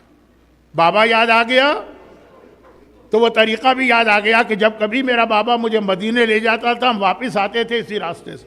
پہلی بات تو یہ کہ اگر ہم ذرا سا جلدی آ گئے، بابا نے، انسان کی فطرت ہے گھر کا دروازہ نظر آئے دل چاہتا ہے جلدی سے گھر میں پہنچ جاؤں، لمبا سفر طے کر کے آئے. بابا نے قافلے کو روک دیا، کہا کہ نہیں رک جاؤ. زینب نے کہا بابا وہ گھر سامنے گھر ہے، سامنے گھر ہے. کہا نہیں زینب ابھی سورج نکلا ہوا ہے، دن کا وقت ہے، گلیوں میں چہل پہل ہے، لوگ ہیں. پوری حجاب کے ساتھ ہے زینب، یہ کہنے کی ضرورت نہیں تھی. لیکن علی جواب دیتے میری غیرت برداشت نہیں کر سکتی کہ اپنی زینب کو ان نامحرموں کے درمیان سے لے کے جاؤں. انتظار کر کے رات کا اندھیرا چھا جائے. رات کا اندھیرا آ گیا، بازار بند ہو گئے، دکانیں بند ہو گئی، چہل پہل بند ہو گئی. بابا آپ چلوں؟ کہا نہیں، اب عشاء کی نماز باقی ہے، اس کے لیے لوگ گھروں سے نکل کے آئیں گے. انتظار کر، جب کوئی شخص بھی کوفے کی گلی میں نہ ہو تب میں تجھے لے کے جاؤں گا. رات کا اندھیرا بھی ہے، زینب کا حجاب بھی ایسا ہو کہ فرشتے بھی زینب کو نہ دیکھ پائیں مگر میرے مولا. غیرت. آدھی رات کے قریب مولا نے کہا زینب بیٹی اب چل. لیکن اس وقت بھی کہتے جا رہے بیٹی زینب تو نے دیکھ لیا نا، چادر صحیح بندھی ہے، نقاب صحیح پڑی ہے نا، ڈوریاں ٹھیک طریقے سے بندھی ہے نا، ایسا نہ ہو کہ ہوا چلے اور تیرے چہرے سے نقاب ہٹ جائے یا ذرا سی چادر. زینب کو یاد آ گیا ہر قدم پہ میرا بابا بار بار مجھے یہ نصیحت کر رہا، اور پتہ ہے کہ کس کو نصیحت کر رہا ہوں؟ جو زینب. بس جیسا یہ دروازہ نظر آیا زینب نے کہا شمر کوفے کے کئی دروازے ایک تو بالکل برابر میں، ہمیں کسی اور دروازے سے لے جا. شمر کو پتہ ہے کہ زینب یہ کیوں کہہ رہی، پلٹ کے جواب دیتا. دیکھیے وہ یہ بھی جواب دے سکتا تھا کہ سارے انتظامات ہمارے یہاں سے، ادھر ابھی کوئی انتظام نہیں ہے اس لیے ہم مجبور ہیں یہاں جانے پہ. لیکن کوئی شریف دشمن تھا جو یہ جواب دیتا. ذلیل ترین انسان کائنات کا کیا کہتا؟ زینب کیا آج بھی اپنے آپ کو شہزادی سمجھ رہی ہو اور ہم پر اپنا حکم چلاؤ گی؟ تم ہماری قیدی اور قیدی، ہم حکم دیں گے تمہیں ہمارا حکم ماننا۔ غیرت مند علی کی غیرت مند بیٹی کو جلال آ گیا، یہ مجھے مجبور سمجھ رہا۔ ذرا جملہ سنیے اس بے شرم و بے حیا کہ کیا آج بھی اپنے آپ کو شہزادی سمجھ رہی ہو؟ زینب کو جلال آ گیا، اور زینب کو یاد آ گیا کہ کائنات کی سب سے بڑی صابرہ میری ماں تھی نا، لیکن جب علی کے گلے میں رسی باندھی گئی تھی تو مکان کے صحن میں زینب نے بال کھولے تھے، بد دعا کے لیے ہاتھ اٹھائے تھے، کہا تھا ابو الحسن کو چھوڑو ورنہ اس وقت رسول کی بیٹی بد دعا کرے گی۔ زمین مدینہ میں زلزلہ آیا تھا، مسجد کی دیواریں بنیادوں سے نکل کے ہوا میں بلند ہونے لگی تھیں۔ مولا نے پیغام بھجوایا تھا نا، واقعہ مشہور ہے۔ زینب کو یاد آ گیا کہ ایسی منزل پر تو میری ماں جیسی صابرہ نے بھی بد دعا کی ہے۔ بس ایک بار جلال کی عالم میں کہا بیویوں یہ مجھے مجبور و قیدی سمجھ رہا ہے، میں اسے دکھاتی ہوں کہ آج بھی زینب کتنا اختیار رکھتی ہے، میں بد دعا کرتی ہوں۔ تب تم سب مل کے آمین کہنا۔ ایک ایک کو آواز دی، کلثوم بہن، اے رقیہ، اے رباب، اے لیلا، اے فروا، اے سکینہ، میری بد دعا سنو، آمین تمہیں کہنا ہے۔ یہ کہہ کے زینب نے ہاتھ جوڑے، آسمان کی جانب بلند کیے، چہرہ اٹھایا۔ آسمان تو بعد میں نظر آیا، نوکے نیزہ پر بھائی کا کٹا سر نظر آ گیا۔ ایک مرتبہ دیکھا حسین کی آنکھوں سے آنسو جاری ہیں، میرا مولا پہلی بار کربلا میں آپ کو روتا نظر آئے گا، آنسو جاری ہیں۔ گھبرا کے کہا بھیا تو رو رہا ہے کیا؟ اکبر یاد آ رہا، عباس یاد آ رہا، اصغر یاد آ رہا۔ ایک بار کٹے سر سے آواز آئی، زینب مجھے وہ مقصد یاد آ رہا جس کے لیے میں نے سب کو قربان کر دیا ہے، بد دعا نہ کرنا، جیسا شمر کہے ویسا ہی جانا ہے۔ کٹا ہوا سر حسین کا کربلا کا مقصد بچا رہا ہے۔ بس زینب نے سنا، ایک بار سر نیچے کیا، ہاتھ نیچے کیے، کہا بیبیوں اب میں بد دعا نہیں کرتی ہوں، میرا بھیا منع کر رہا ہے، مگر مجھے 100% یقین ہے کہ ایک مرتبہ پلٹ کے نجف کو تو دیکھا ہوگا، آواز دی ہوگی بابا یا علی مدد، اپنی زینب کی مدد کو آئیے، بے مقنع و چادر کے بلوے عام میں داخل ہونا پڑا۔ اجرکم علی اللہ علی ولعنۃ اللہ علی اعدائہم اجمعین۔ پروردگارا مشکل کشا مولا کی مشکل کشا بیٹی زینب کے مصائب کا واسطہ، زینب کے جو ماننے والے اس مجمع میں بیٹھے ہیں مومنین و مومنات، ان کی تمام حاجتوں کو برلا، مصائب کربلا کے علاوہ انہیں دنیا اور آخرت کی ہر پریشانی سے محفوظ فرما۔ پروردگارا ان کی آنکھوں میں سوائے کربلا کے اور کسی حوالے سے آنسو نہ آنے پائیں۔ ہمارے تمام مرحومین کی مغفرت فرما، بیماروں کو شفاء کاملہ عطا فرما۔ ایک مومن کے 30 سال کے جوان بیٹے 2.5 سال سے ہاسپٹل کے بستر پہ ہیں، شفا نہیں مل رہی۔ خدا بندہ تجھے واسطہ مشکل کشا علی کی مشکل کشا بیٹی زینب کا ان مومن کے اس بیٹے کو جلد از جلد شفا عطا فرما۔ باقی بیماروں کے لیے تو دعا ہو گئی، اور اسلام کی شفا یابی کے لیے اپنی آخری حجت وارث معصومین امام زمانہ کے ظہور میں تعجیل فرما۔ ماتم حسین۔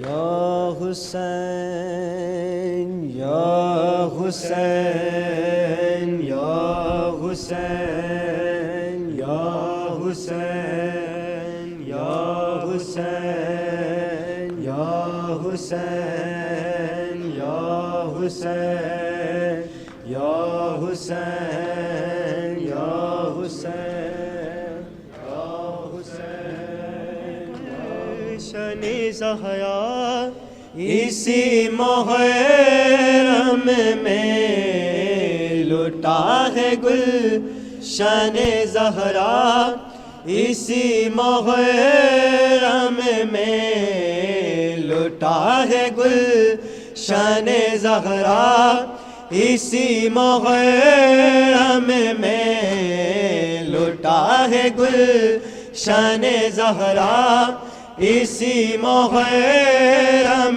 میں لوٹا ہے گل شان زہرا اسی محرم میں لوٹا ہے گل شان زہرا اسی محرم میں لوٹا ہے گل شان زہرا اسی محرم میں لوٹا ہے گل شان زہرا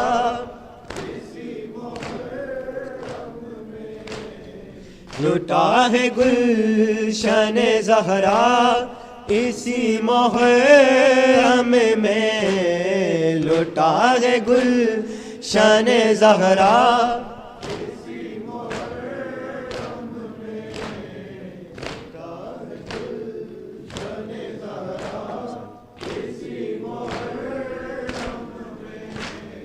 چھوٹا ہے شہر سے مدینہ اسی محرم میں چھوٹا ہے شہر سے مدینہ اسی محرم میں لوٹا ہے گل شان زہرا اسی محرم میں لوٹا ہے گل شان زہرا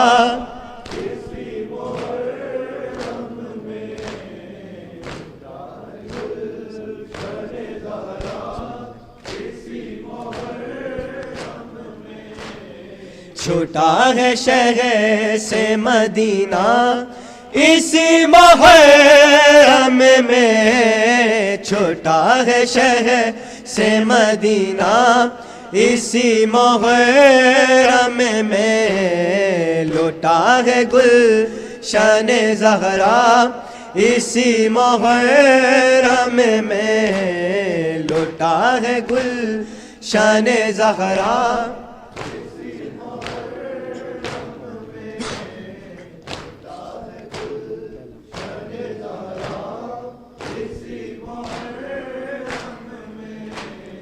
اسی میں شہر پہ ہوا ساتویں سے پانی بند اسی میں شہر پہ ہوا ساتویں سے پانی بند رہا فرات پہ پہرا اسی محرم میں رہا فرات پہ پہرا اسی محرم میں لوٹا ہے گل شان زہرا اسی محرم میں لوٹا ہے گل شان زہرا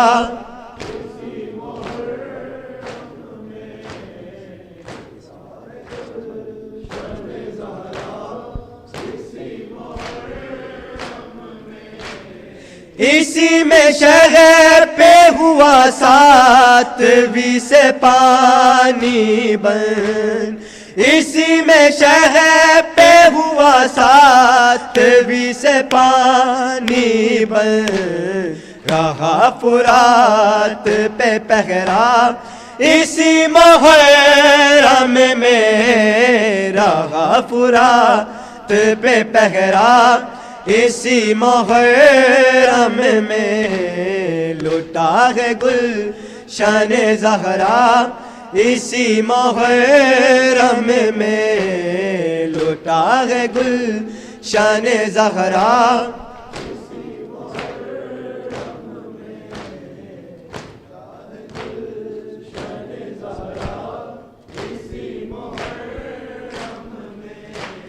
اسی میں آن و محمد کی لاش لائے شاہ اسی میں آن و محمد کی لاش لائے شاہ شہید ہو گیا دولہا اسی محرم میں شہید ہو گیا دولہا اسی محرم میں لوٹا ہے گل شان زہرا اسی محرم میں لٹا ہے گلشن زہرا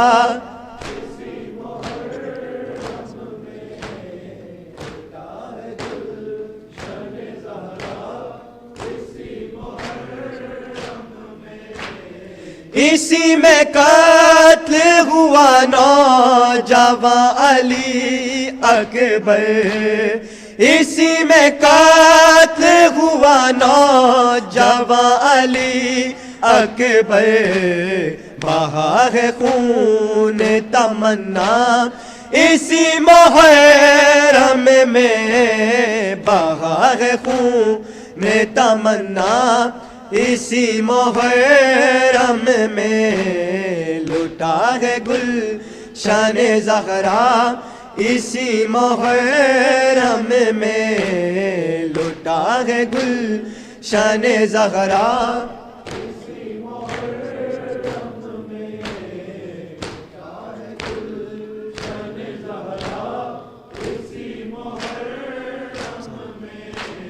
چھوٹا ہے شہر سے مدینہ اسی محرم میں چھوٹا ہے شہر سے مدینہ اسی محرم میں لٹا ہے گلشن زہرا اسی محرم میں یا حسین